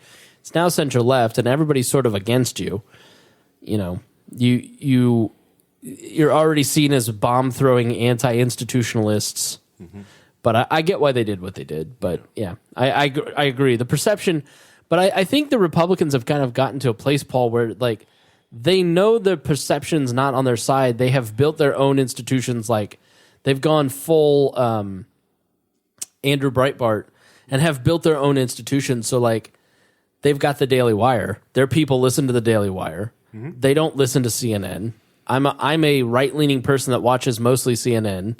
I tune into Fox News, and I don't know, the news isn't just as relevant to what I'm Fox News kept interrupting their coverage to talk about the serial killer in Idaho. I don't care about that. I want to watch analysis of the House thing, and so they have so many morons on that channel. It's just unbelievable how many stupid people they have on these panels. But maybe. I guess, I'll save my final thought for Amash, but go ahead, Vincent. All this really did show me is the reason why I have so much apathy for politics. There's a lot of it is, it's sometimes it feels like it's just for show because since it was televised the whole time. A lot of it feels like that nothing's going to get done, and it looks like children playing kickball when they're in middle school trying to pick favorites and trying to go, no, my team's better than your team, and I'm going to be better than you, and then nothing happens. They never play kickball because they can never make a team work at all. Yeah. So it just makes me feel more apathetic, and then I start caring more about what they're going to do with the NFL playoffs because they decided to cancel the Bengals-Bills game and not replay it because of the player had cardiac arrest on the field, and that they could potentially have like a coin toss to see who gets home field advantage, or if they're doing an off-site location to be who play the AFC Championship game than any of this. Yeah. Reinhold? And I guess the Indianapolis was selected as a possible place, and they said they no. asked, yeah. Well, they had It kind of sucks, but Indianapolis has made its bones as a convention city and hosting big events really well. And so they've got a volleyball tournament. The volleyball. I know that Indianapolis also hosts like the big Pokemon like tournaments as well. Con and not just Gen Con, but literally like the that's Pokemon World Championships, both the games and the card games and Like, all that stuff is in Indianapolis. The Gospel Coalition, which is the big reform conference every year, is always here. FFA, FFA, yeah. So they wanted to, but they have this volley. They're like, we're excited. We're going to be at hotel capacity just because of the different events going around the city. And then they've got Lucas Oil's being used for a 30,000 person volleyball tournament. And so they're like, shoot, I guess we could have had 150. But it is what it is. Well, I suggested just moving up to Carmel. It's probably the exact same stadium. Okay. So I kind of am on the opposite side of Vincent because I think that it was getting me more involved in watching what was happening. Is like, okay, now I want to know who's talking to who, how is this happening, what deals are being cut, what's going on behind the scenes. There's still a lot of stuff that went on behind the scenes that was not visible on the camera. I'm way more interested in Congress this week than I've been in years. And I just find it interesting I was reading through the rules package going, oh, okay, and finding things in there and just being like, okay, I see what they're trying to do. And that's where I get excited with politics, is that part of it. And what I find interesting is a lot of people think, oh, if we just didn't have a government, we wouldn't have politics and we wouldn't, have this situation. I'm like, no, you're still going to have decisions that have to be made about things that are common to everybody in a location. They're still going to have to talk and deal and make concessions and agree to live in peace with each other. It's nerd drama. And so there's always going to be, that's still politics. It's still happening. So all we're doing is we're seeing it codified and rules put around it inside of a political structure like this. Is it maybe the best or not the best way to do it? I don't know. I mean, that's hard to say. But I guess if you compare you and Vincent, right? Like, people watch sports because they don't take it that seriously. It's a game, right? I think to people like Reinhold and I, we're into, like, I'm watching last night like I'm watching a sporting event, right? I don't take it as seriously. Like, I know the consequences of government are life and death for millions of people. So it is very serious. But I think if you reject the tribalism or just sort of the apathy and watch it for its entertainment value and get to know the characters and understand the processes, it becomes less like, oh, screw those guys, this is all stupid, they're all crooks, and more, this guy is a crook, but these three are good, and I'm interested in this, right? You see, that's why I watch wrestling and watch anime, because it's the same stuff, but it's less of when they fuck up, it ruins my life. Oh, really? Wasn't there a recent instance where you were watching some anime that really fucked up your life? Oh, no, that was his life. I fucked up Paul's life with that anime, not me. We'll be talking that on Monday. How dare you make me remember that? That wasn't my life, it was Paul's. All right, so I want to end on Justin Amash, because he was actually serious about this whole speaker thing. Here's... you guys can give your opinion in a second, but here's where I'm at with Justin Amash. There isn't a person, probably on Earth, that I agree with politically more than Justin Amash. Like, I'm a constitutional conservative. I'm a libertarian. I believe more in Hayek than Rothbard. Like, I think Justin Amash is a brilliant person. I think he's an excellent messenger. I think he's bipartisan without being compromising. Like I admire and think a lot of Justin Amash and many of his abilities. I have been disappointed repeatedly by Justin Amash. I'm not going to betray confidences, but I sort of gave him a pass when he dropped out of the presidential race because he couldn't win and didn't want to do it the way he wanted to do it. But it was the first time in a pattern that I have seen behind the scenes of Justin Amash not wanting to lead because it didn't benefit him. And I don't know why you would elect him as Speaker of the House when he can't even organize a caucus in the Libertarian Party. And I do lay some blame on Justin Amash for the takeover based on the stuff that I know that I'm not going to tell you, in that Justin had the opportunity multiple times to step up and be the person that that people like me rallied around and said, you know what, I am going to get involved. I am going to get back involved and be a part of this, and I'm not going to let those guys win because now we've got a path with somebody I believe in. As opposed to, I'm just not going to get involved to stop those guys. I don't want to do that. I don't care enough about the institution that much like Paul does. But if I have something to believe in, I'm going to care about it and get involved. And he was the only guy that could really do that for a broad base of people. And he didn't for whatever reason. I mean, I don't know what those reasons are, but I've been disappointed with his leadership ability and the choices that he's made in, where he spends his energies and time, and so I thought like him wanting to be Speaker on Twitter was sort of like him just sort of like, I'm going to say these things. But then he showed up, and it was just sort of like a little bit desperate and weird. And I think it was a ploy for attention because he's planning something. Maybe he's going to run for president, but I've heard that he has said he's not going to run for president in the LP until they get their S together, which is hilarious because he's the person who could have helped them get their S together. He still could. He still could do that.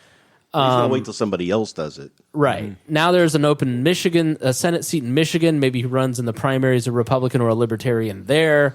Maybe he runs for president, and he's starting to be more active. I've seen agents of Justin Amash start to post more in groups and promote him a little bit more, so maybe he's got something going on. But I don't think that people in his camp or him understand that the people who would be natural allies to him, like my audience, like the Prags of old, not the Prags, I mean, even the Prags of the Joe Bishop Henchman era are very salty, more salty than I am. But people who had been involved 10, 20 years ago who just don't see a point in getting involved in Libertarian Party politics, he could have given us a reason. He chose not to, for whatever reason. He will have to explain that. And I think he thinks he can ride in on a white horse and just win a nomination without any kind of grassroots team when the party is fundamentally transformed by a group of people who have their own organization, and the opposite doesn't exist because they collapsed and disappeared because he didn't step into that vacuum. So I think the slog is going to be a little bit harder than Justin thinks. And being on Glenn Greenwald's podcast and Michael Malice's podcast every once in a while to get his name out there does not mean that you have the grassroots support to win in the delegation at a convention. He said on the Fifth Column podcast, like his dream job is Speaker. So I believe that. Like he wants to return the process to where it needs to be. I'd love to see him Speaker, but I felt like it was a very like tone deafy type thing, and he's not reading the political room because he gets a lot of very reasonable right attention and credibility in media circles. If he had run for president, he would have been on Meet the Press every weekend, and had been a contributor these last 4 years. But he made choices to not do that stuff. And, when I talk to people across the party, I'm not speaking for myself because I don't care that much. I'm telling you as an analyst what I hear about where he's at and why Chase Oliver was drafted, because they don't trust Justin to be reliable. But I think he thinks, well, I'm Justin Amash. They'll get over it. That ain't how libertarians work, is it, Paul? Maybe you've heard something different. You're far more active in the party than I am. You tell me what you think. So I've not heard much other than he is not looking at 24. But what I will say is if he was upset... He's not looking at 24. Let me interrupt you there. Neither is anybody else you think might run for president, except for Chase and except for Dave Smith, apparently, who has his own very real issues with even his own people in terms of how he has treated them. And I think there has been some sort of deal cut with people that might want to run for president and not running in 24. And I would just not be surprised if that there have been conversations with Dave Smith that they're not going to run because they don't want to challenge him. Again, an abdication. But the thing that I'm observing is he didn't run in 2020 because he didn't. It was the pandemic. Well, he couldn't run the campaign he wanted. Yeah. So you're going to be hands off for the next 8 years minimum and not build the party into the machine that can run you into the presidency? Or delegates or a caucus. Mm-hmm. Or speaking at conventions is fine. Nice. Very nice of you. The thing is, we have no chance of taking the presidency. And if you think that you're going to take the presidency, you have to build that machine first. Mm-hmm. So build the machine, please. Yeah. Anybody. We're desperate. I've desperately wanted to support Justin Amash, and he has let me down at every turn. So I'm not sour on him. I understand that there were reasons why he didn't pursue the campaign in 2020. I just would like to see more investment from the people that are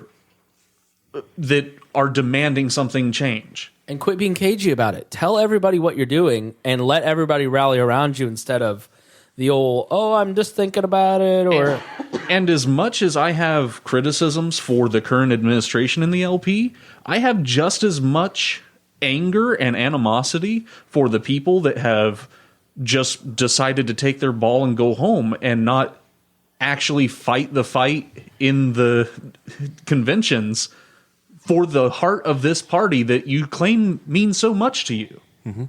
Show up and do something. Yep. I think for those of us, it doesn't mean anything anymore, Paul. I love the people. I love going to Libertarian Party events because my friends are there. But I don't have the same view of the Libertarian Party I did when 10 years ago. And that's fair if you've legitimately moved on from where you were then. But what I'm seeing from a large swath of people is, I just can't associate with it now. Right. And it's like, I'm not talking about Hudak, but the Fakertarian group is just as obnoxious and right. And you're just like, the big, what's the I'm leaving, the big quit that everybody has done in message groups forever. Oh, like when you're leaving the group, you don't have to announce that you're leaving. Just leave. Just leave. It's not an airport. Yeah. Thank you. There's a lot of that goes on where you're just like, I'm virtue signaling to everyone that I am no longer associating with these bigots. Yeah. Yeah, there's a lot of groups that people think I'm in, like, oh, aren't you? And it's like, no, I left a long time ago. Yeah. I just left. I haven't been active. I haven't been active in the LP really since 2012. I served on the Central Committee for a year, half-assedly in 2016, because I went to a Central Committee meeting, the steering committee of the party, and they were talking in 2016 about questions we had answered in 2009. And I'm sure every party's like this, but it's a goldfish party that just blinks every 3 years and resets its memory. And it's a huge problem. And I thought I could be some institutional knowledge. I wasn't very effective. And it just, Well, they don't care about institutional knowledge. They want to. They think that they have the better idea and they're going to do it the right way. And that was the problem with the people who came in, recently, is that they pushed out all the people who had been there for years and had done that. We've done this before. We've had this exact same thing happen before. It failed because of reasons. We know what the reasons are. We're trying to explain it to you. Oh, shut up! Get out of here. That happens in every party. It happens in the GOP. My Republican friends will tell you that resetting of the memory is so bad. Well, you guys had no good documentation. You had no training manuals. You guys had nothing. We did. They came in and had to create all that stuff. I created all that stuff. He's talking about the. Well, there's a recent thing that they were saying that never happened. It chaps my ass. Like there's no training, there are no manuals, and I'm like, okay, here's the manuals from the last 50 years that I have hoarded because I'm a hoarder. Well, did we make sure to get those archived with like somebody at National maybe? Karen Ann asked for. He's so offended. He's so upset. So I have a Google Drive folder of all of those historical documents, of all the training manuals, all the manuals at the state party I made, all the video trainings, all of it. I have it all in a Google Drive. You can go to Libertarian Training Center, or no, that's what it used to be called. Go to libertyexplained.com, which is kind of my, like, the 10 years of effort that I put into, like, archiving libertarian resources is there. The good books, the good podcasts, the good websites. A lot of it's kind of outdated now. All the trainings that I had found and collected over the years. There's a Libertarian Training Center. What's the PDF website that everybody reads? I forget. Slide Deck, or I forget, but it's on there too, right? So this Google Drive, you click on resources and training, and you can go to the drive and you can download all the old manuals, but you have to request access from me. Mm-hmm. And I gave everybody access. Yeah. Everybody? Yeah. Except when Karen Ann asked twice. I was just being petty. Yeah. And then when she asked for it in an LNC group, I said $8. So, but I eventually gave it to her because she is secretary, and I care about the institution more than I care about how ridiculous she is. I will say, while we were doing that, the calm that Dear Leader came in with today washed away instantly when we were bringing this up. He was immediately like, why did you remind me of this misery? I think we got one blood vessel to pop in his eye. All right. So that's enough of this shit. All right. Thanks so much for joining us here on the program. If you got something out of it, please share with your friends. You can share the timestamp of when we got to the real information, so people aren't like, who's this stranger bitching about his hard-boiled eggs? But we thank you so much for joining us. Thank you so much for being patrons and supporting this kind of content. It's really important, especially now that we've got bills to pay.